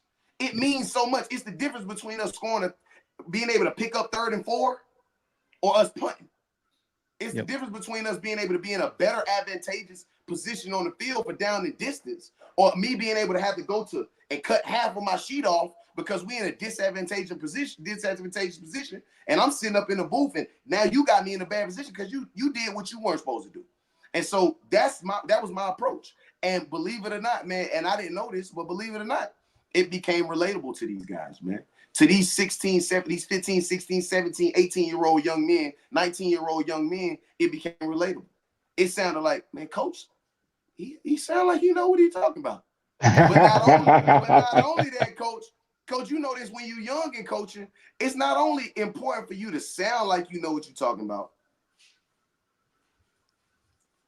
Here we go. Let me show you how to run this route, man. Let me show you. Inside foot up. Inside foot up, gentlemen. I'm not telling you this for no reason. Yeah, you can do it like you see the pros do it. They don't care about inside foot. They don't care about inside, outside foot. You don't think they do, but there's an intentionality for why they got their outside foot up right now versus the inside foot. So I'm inside. I'm on the inside slot. I got my inside foot up for a reason. If my first and most dominant step is going to be a stem, depending on which way I'm going, that's going to dominate. That's going to dictate which foot I'm going to have to put on. It's anatomy. It's biology. I mean, dog, it's the stuff like that I believe personally, and I could be flat out wrong. I don't know what made the AD say, like, this is the one we want. We going after him. We want him to be our head coach. What I know is what I heard from my guys that I coach. And it was, Coach, when you coached us, not only did you sound like you knew what you was talking about, and that came from being in the building with Coach till 10 p.m. at night. Preparation. I could have took the lazy approach where, you know what I mean? And I know this stuff, man. It's the game I love, man. I don't need all that. I don't got to stay here that long, man. It don't matter. And make the negative slight edge decision. But not only am I knowledgeable because I'm studying, I'm staying locked in, I'm doing all this stuff, man, but I'm also physically able to, you want to go? Okay, line up. Let's go. All right, here we go. Let's go one-on-one. We in one-on-one right now, Coach? Okay, let's go one-on-ones. Okay. All right. I'm going 5 reps in a row, and then after that, I want to see, can anybody duplicate what I'm getting ready to do to this DB? Can anybody duplicate what I'm getting ready to do to him? Coach, I don't understand. Why you keep inside releasing on me like that? Why I keep inside releasing on you like that? Because you giving me the inside. But you trying to get back outside, Coach. You giving it to me. I'm going to take it. I know I can get back on my line. I know I can get back where I need to get to. You keep giving me the inside. Are you gonna make the adjustment? Oh, now you giving me the outside. So you just gonna keep taking it. So I'm saying all that to say that, and I'm flashing right now, man. It's just I'm flashing, man. I'm sorry. Hey, you got me. I'm flashing. You got me going back to Tropical Distilleries, our sponsor. Yes, sir. Talk that, baby. Talk that. Man, for real, Coach. I'm flashing right now, Coach, man. It's coming back to me, man. And physically right now, man, I feel like I want to jump down and do some darn push-ups, man. I'm like, you know what I'm saying? I'm having them darn flashbacks, man. For real, man. But it just, to your point, though, Zach, it was those things that I was willing to do, both in practice and routine, but also physically that I was willing to do that I believe separated.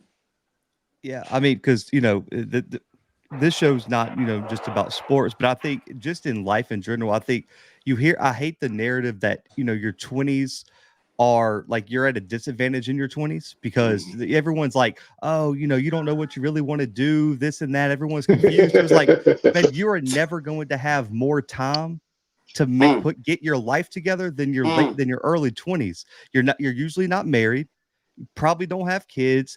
You don't have as much responsibility as you'll have at 35, 36, 37. But if you aren't taking advantage of like that, 19 to up to 28, 29, 30 range, man, doing it wrong.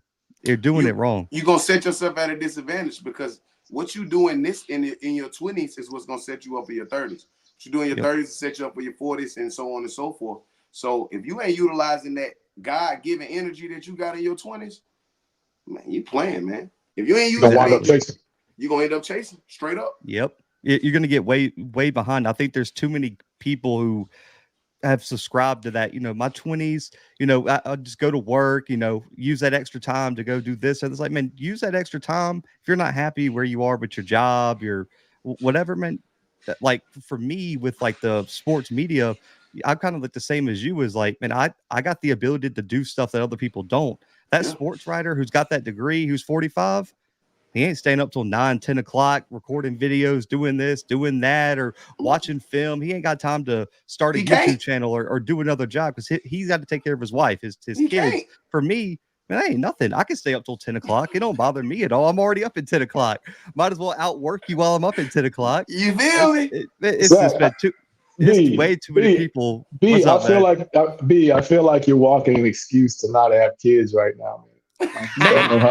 Maybe. I don't know how I feel about that right now. Hey, at least in my 20s, Coach. You know what I mean? At least in my 20s, man. But Coach, I'm gonna throw it back to you, and then I'll definitely want to get into HBCU nightly, man. Because Josh, I haven't had a chance to say this, and I want to real quick. I still remember. I don't know if you do.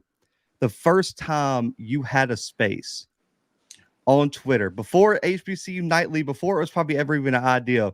Me and you were in a space, and I don't remember what event happened. There was like some viral event that happened with HBCU football, and you were in a space with Ken Clark and everyone earlier in the day, and then we had another one that night, and me and you ended up arguing about the Big Sky, Missouri Valley, the SWAC, and where the conference is ranked. And to see you go from that moment, man, and to see what you've built with HBCU Nightly and then going to get Banks, going to get Dave, Erica, BJ, G. I mean, the list goes on and on. Live with HBCU hoops. Man, I just want to say congratulations, man. And I mean, it's just been amazing to see you build that, because I still remember that first night, just meeting you for the first time, us going back and forth, arguing like Skip and Shannon or something. Man, to see what you built, man, it's been impressive, man. You deserve your flowers on that, man. Thank you, my brother. You know the world's still waiting. The world's still waiting on us being able to do that. I remember that very first night when we had that. I remember seeing the comments, and the comments was like, "Man, we watching Skip and Shannon right here in front of us. We watching Skip and Stephen A right here in front of us. Yep. And so we still got a lot of work to do, my brother. And a lot of this is me still staying around with you. We got some big things that we still got to accomplish together.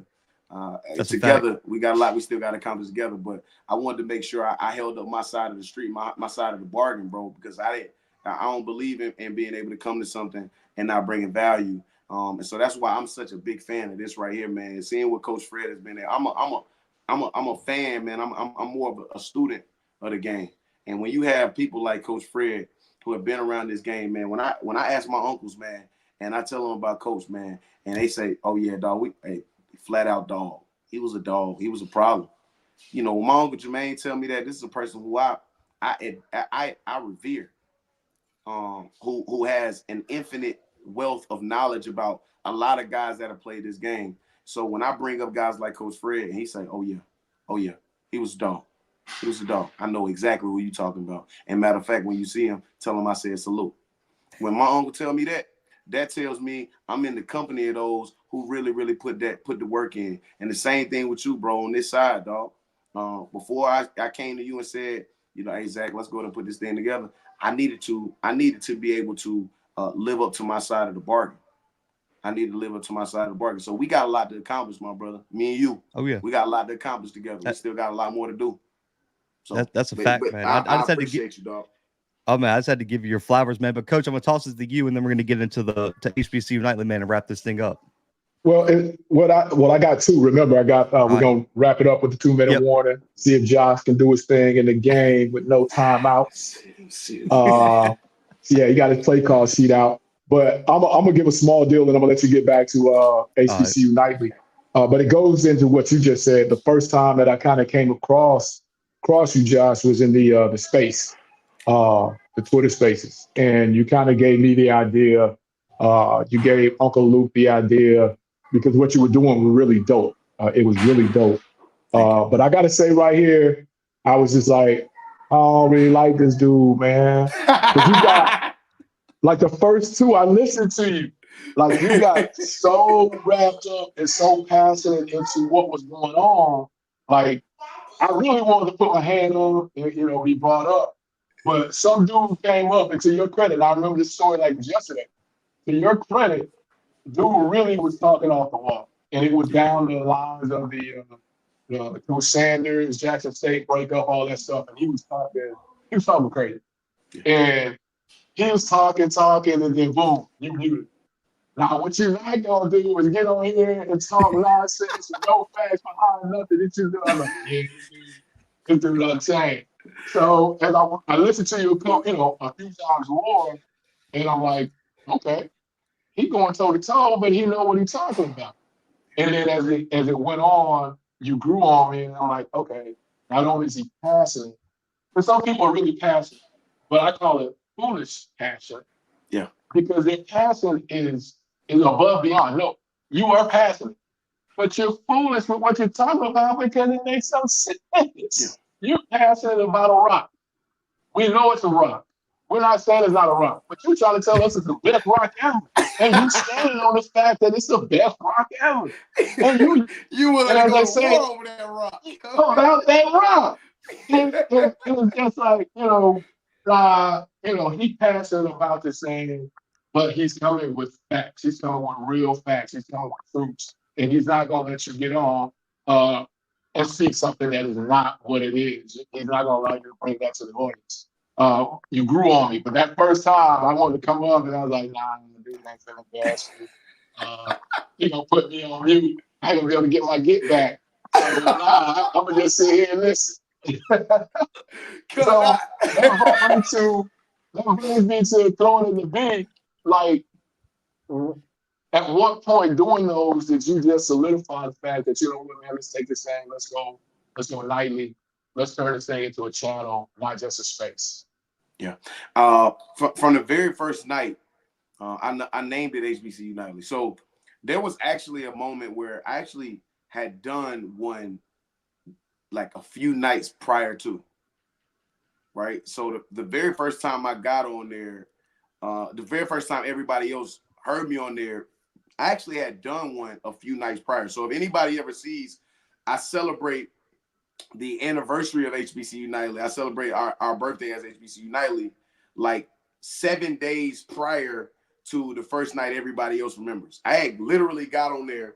I had gone down to Central and had visited Coach Oliver and went upstairs. I had my son with me, and we went upstairs inside of the football facility, and Coach was there with one of the guys who played in the 70s. And for everybody who's watching, who may or may not have played this game, football is a fraternity. And then you have chapters of this fraternity that exist at each institution, right? And so I call them my big brothers. And then if you get to a certain point as far as the age, I call you OG. And I'm gonna call you OG because you played this game and really came through this game at our chapter of the fraternity at a time where I physically wasn't even. I may or may not have even physically been able to play the game. You know what I mean? So I'm going to call you OG. So I call Coach Oliver an OG. He played in the 90s. I was physically able to play the game, but he played in Central in the 90s. And then this gentleman played in the 70s. I wouldn't even thought of in the 70s. My mom was a freaking teenager, high schooler in the 70s. Like, you know what I'm saying? So I definitely wasn't thought of in the 70s. So, and we was up there, we were talking, and we all was sitting down in there, and we was talking, man. And Coach flat out said to us, he was like, man, he was like, yo, you know, we got 90% of the team here right now. I was like, during the summer? He was like, yeah, dog, we got 90% of the team here right now. And I was like, what about the other 10%? He was like, they gonna be here on Friday. And so the following Friday. So I'm like, what? I'm like, ain't nobody talking about this. I was just in Atlanta. Like prior to, I was just there, dog. I was in the A when we had to do the all, but you know what I'm saying. I was just playing, but I was just there. But I mean, that was the 2021 football season when I really started getting back around Central and really studying what was going on and what was happening. So this is the summer of 2022. I'm like, bro. Everybody's back. Like, everybody's back. And so I'm like, wow, man. And so I actually went live that night, and I didn't have a name, but I just was like HBCU. I was like HBCU football. Let's talk about NCCU. And really what made me do it was a younger brother of mine who played at Central. I actually had tweeted it out. I had tweeted out that, man, I just left from Central. And Coach Oliver said that he got 90% of the team here. And shout out to my younger brother, man. He was like, dang, bro, you need to tell the world. I was like, shoot, I'm going to go live. And I went live for like maybe 30 minutes. You know what I mean? And I just was on there talking about that. And I didn't know that I hadn't gotten familiar with the system and the API there and everything. So a week, I let a couple days go by and really let a week go by. And then I think at that point, people started putting out their preseason rankings. And they had Jackson State at the top, and Central was not in the HBCU game day rankings. And so it was a bunch of SWAC teams in there. Jackson was at the top because Prime was there, of course. And I was like, oh, nah, we ain't about to let the narrative be like this. So I just went live, dog. And I'm like, hey, man, all right, I did this last week, and a lot of people came on here, but you know what I mean. Not a lot of people was understanding what I was. Hey, dog, nah, we ain't doing this. You know what I mean? So I started off that very first episode that everybody else knows about, that everybody knows about, which was really my second episode. But I ultimately named it episode number 1, and I named it HBCU Nightly. And we just started talking about football. We started talking about how the conference is laid out.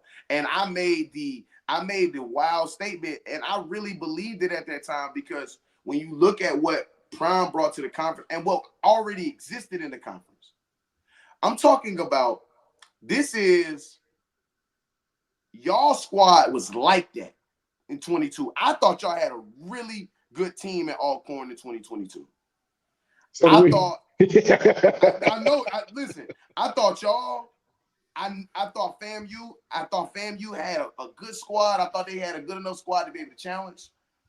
I thought that Grambling, who had Hugh Jackson at the time, I said they're going to be all right. I thought Prairie View, who really, for all its best reasons, I thought that they were just going to be the sleeper and that they were going to be a really good team. I saw 6 teams in the Southwestern Athletic Conference that I believe to be really good, at least good, and then the rest of them were either great, really good, and then great, and then maybe there was one team that I thought that for sure was exceptional, but we just didn't know yet. You know, we didn't know who that one team was going to be that was going to be exceptional. And so I just made the statement. I said, man, I feel like the SWAC is the 4th best conference in college football, and the MEAC ain't too far behind them. And Zach was like, boy, you done lost your darn mind. And I was like, bro, I promise you, bro. Watch how it come out. Watch how it turned out this year. And we went back and forth like Skip and Shannon, or I like to say more like Skip and Stephen A. We went back and forth like Skip and Stephen A. And after that episode, believe it or not, my brother Banks was there. He was listening to that. He was there listening to that episode. My brother Dave was there listening to that episode.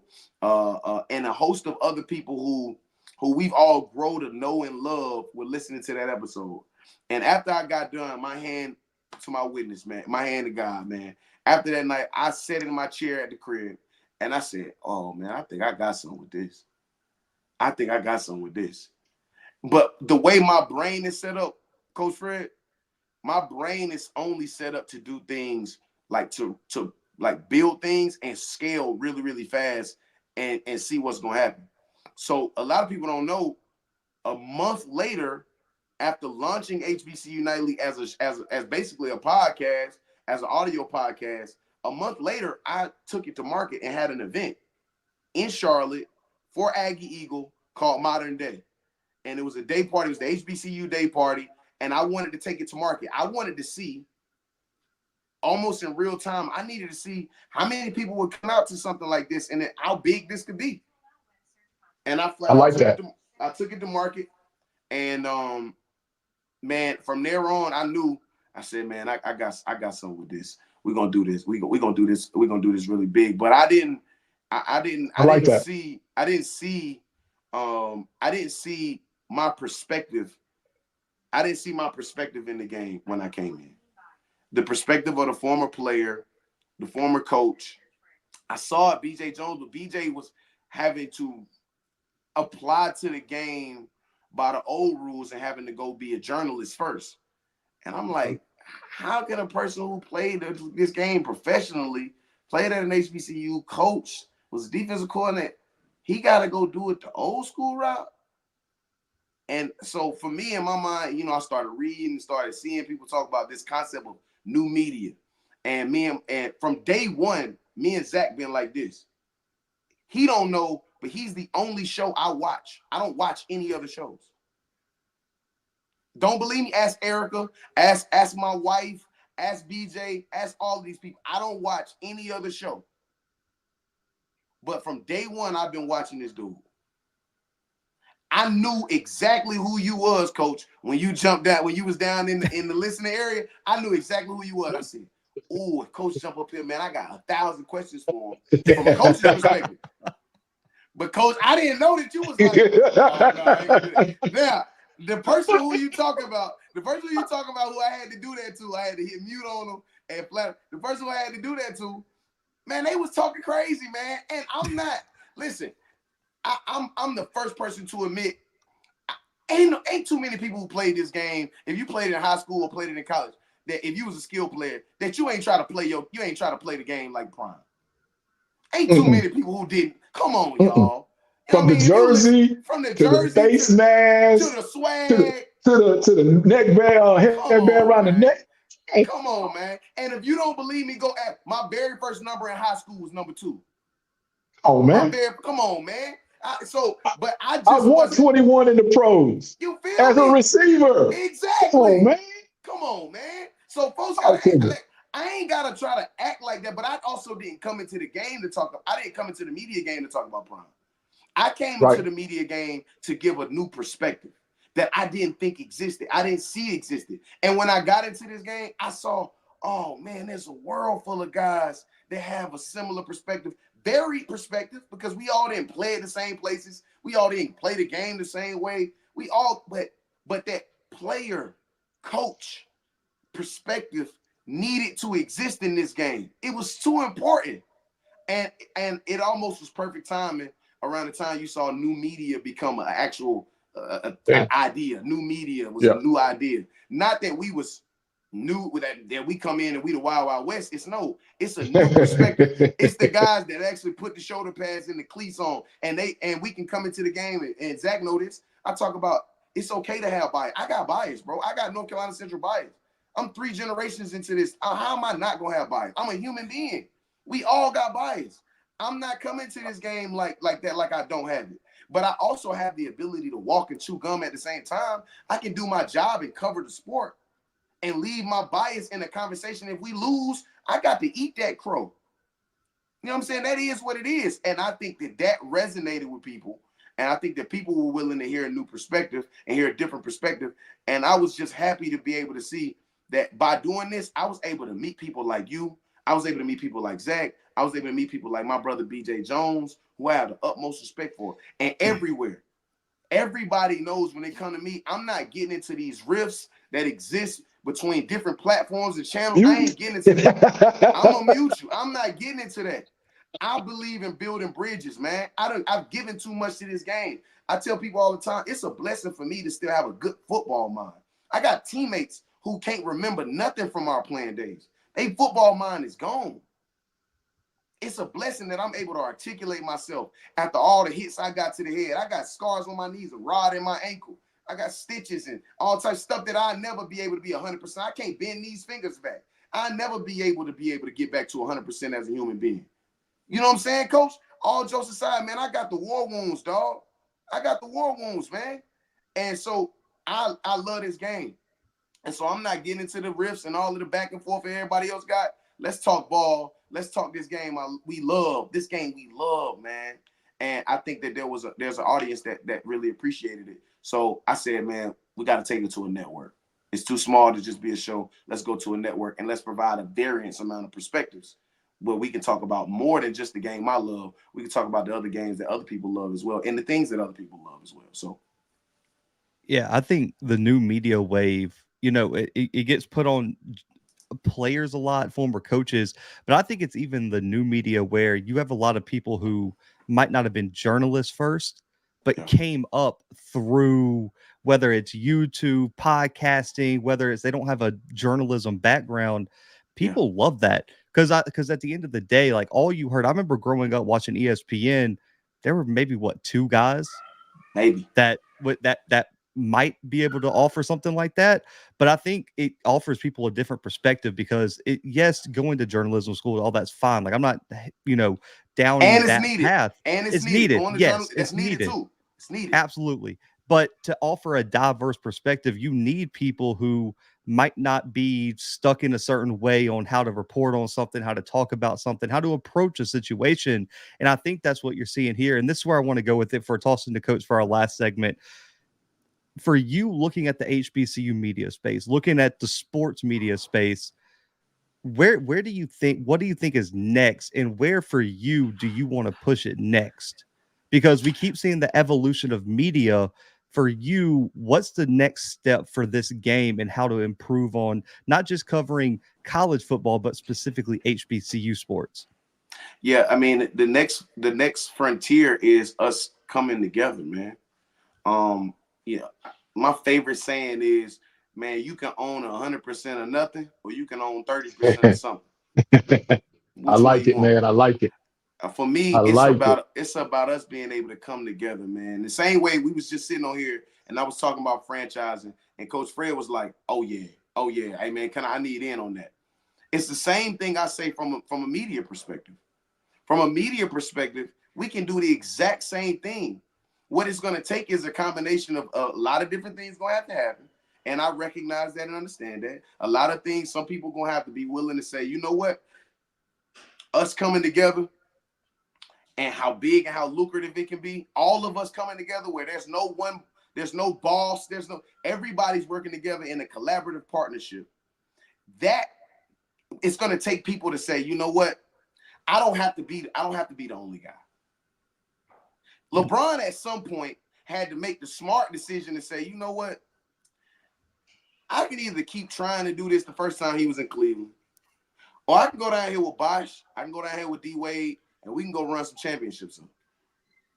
Dog, for me, I'm looking at it like, man, how long y'all think and I'm talking to all my brothers and sisters that's in the game, how long y'all think the landscape gonna be like this? How long y'all think the opportunity gonna continue to keep presenting itself? I'm pleading to y'all for my better judgment.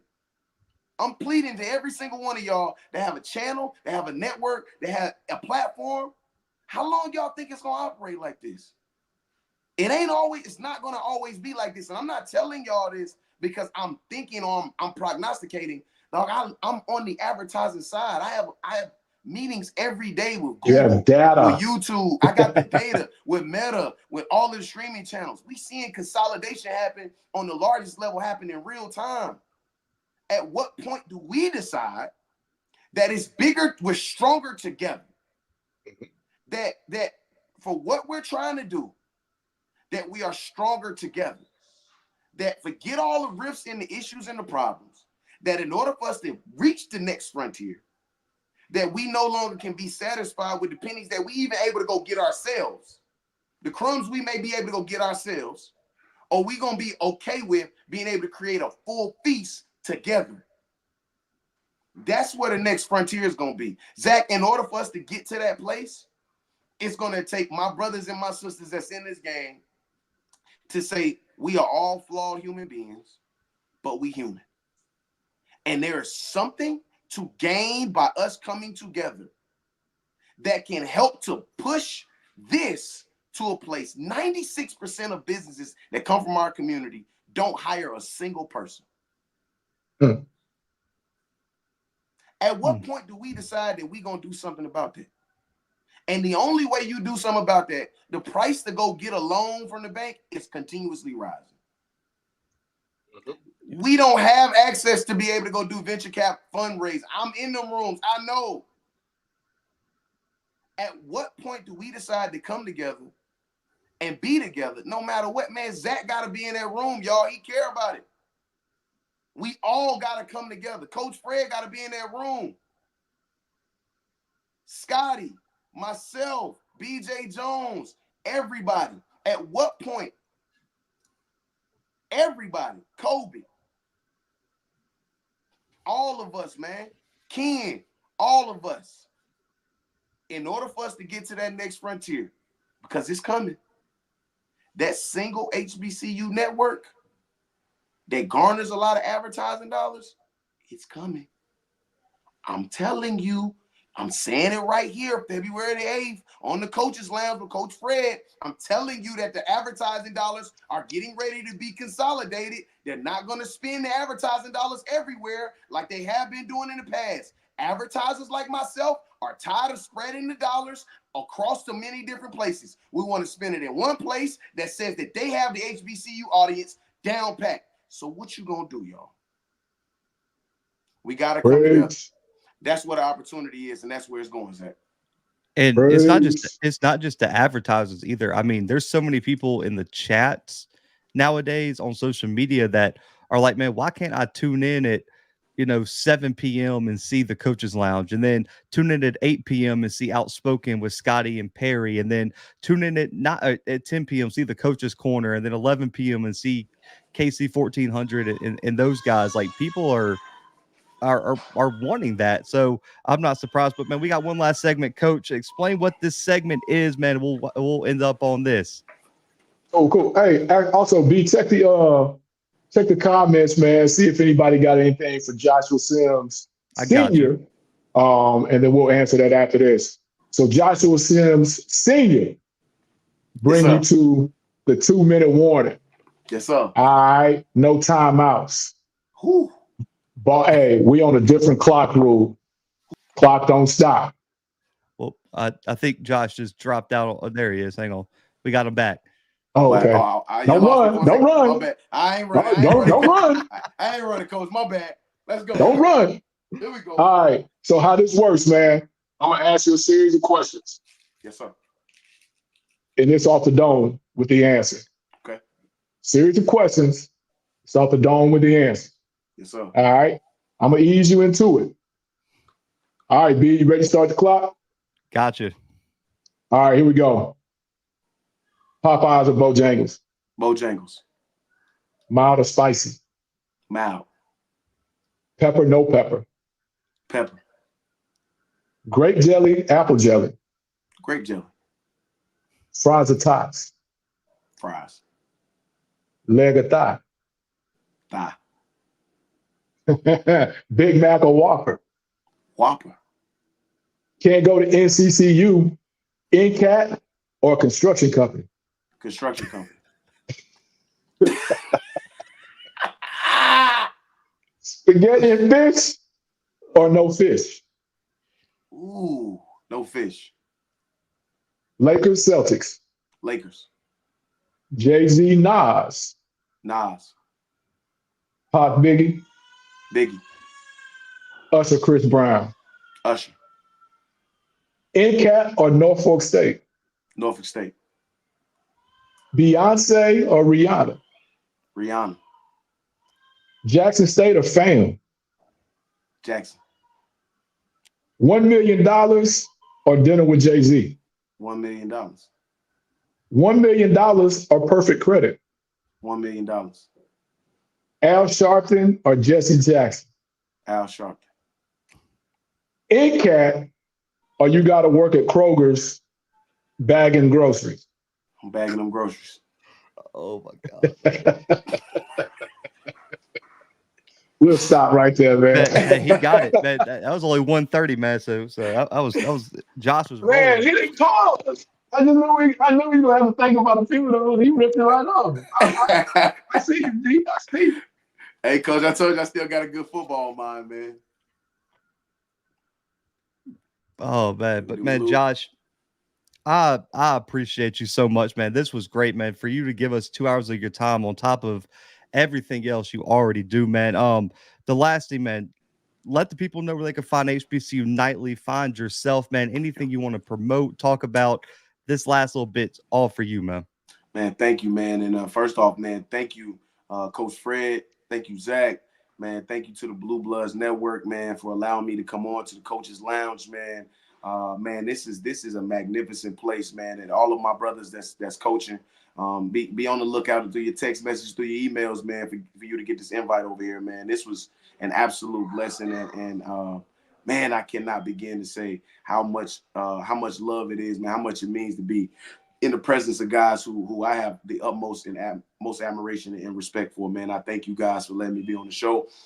To the HBCU Nightly Network, man, check us out Mondays, Wednesdays, and Fridays. Monday nights is it's MD with Markham Banks and David Rhodes, man. Absolutely fun and entertaining show that happens on Monday nights, man. If you have not checked in with that show, please make sure that you go in and check on that show, man. It is hilarious, man. Wednesday night is our most traditional show, man, the show that everybody has known and grown to love. HBCU Nightly Live with Joshua Sims Sr.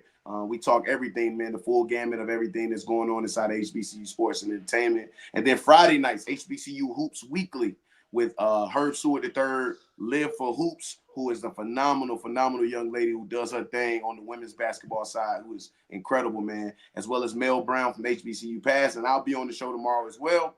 And then, man, listen, make sure you guys are following us on every single social media platform. I'm getting good at this thing, man, where I say, make sure you guys like and subscribe us on YouTube. Please click the notification button. Hey, Zach, I'm getting good at that, Zach. I promise you I am, dog. It comes to you. At first, you sound so awkward doing it, and then it just starts to roll off the tongue. So just go to HBCU Nightly. Go to HBCU Nightly on all social media platforms, whether it's YouTube. Make sure you subscribe to us, man. I want to see a lot of subscriptions, man. Please, man, we appreciate you guys, and we appreciate your business. And then on Facebook, Instagram, LinkedIn, Twitter, of course, man, where we really got our start. Definitely want to make, or X, I'm sorry, X now. Make sure you guys are following HBCU Nightly. And then go to HBCUnightly.com. Go check out the entire site, man. Over 10,000 subscribers to HBCUnightly.com alone, man. And so we appreciate every single one of our subscribers who are locked in on HBCUnightly.com. Go to HBCUnightly.com/shop. Get your merch. You get free shipping plus 15% off if you use HBCU. If the code use the code HBCU, you get 15% off plus free shipping. So please, man, we appreciate your support. We appreciate your business, man. And thank you guys so much. Thank you, man, for y'all and your support and your love, and continue to make sure that you are being a practitioner of those 4 letters that we love so much, HBCU. Man, that might be the best outro of all time, man. Sometimes people kind of stumble and try to think of like their social media stuff, man. Josh, you had that perfect, man. But guys, like Josh said, hit the like button, subscribe. Check out the website, si.com/college/FCS for all the FCS content over on FCS Football Central. Follow my guy, Coach Fred, myself, and of course, go check out HBCU Nightly, man. I might be a little biased. MD might be the funniest show on YouTube. Oh, what else? Out right now. And I get it. Listen, if it's Nightcap first, MD second. Yeah. Like those 2 shows are setting the man. Banks is a future star, man. I know me and you probably agree on that. Same with Dave. But guys, hit the like button, subscribe. But for Josh Sims, for Coach Fred, for myself, and for the Blue Bloods, man, we out for right now.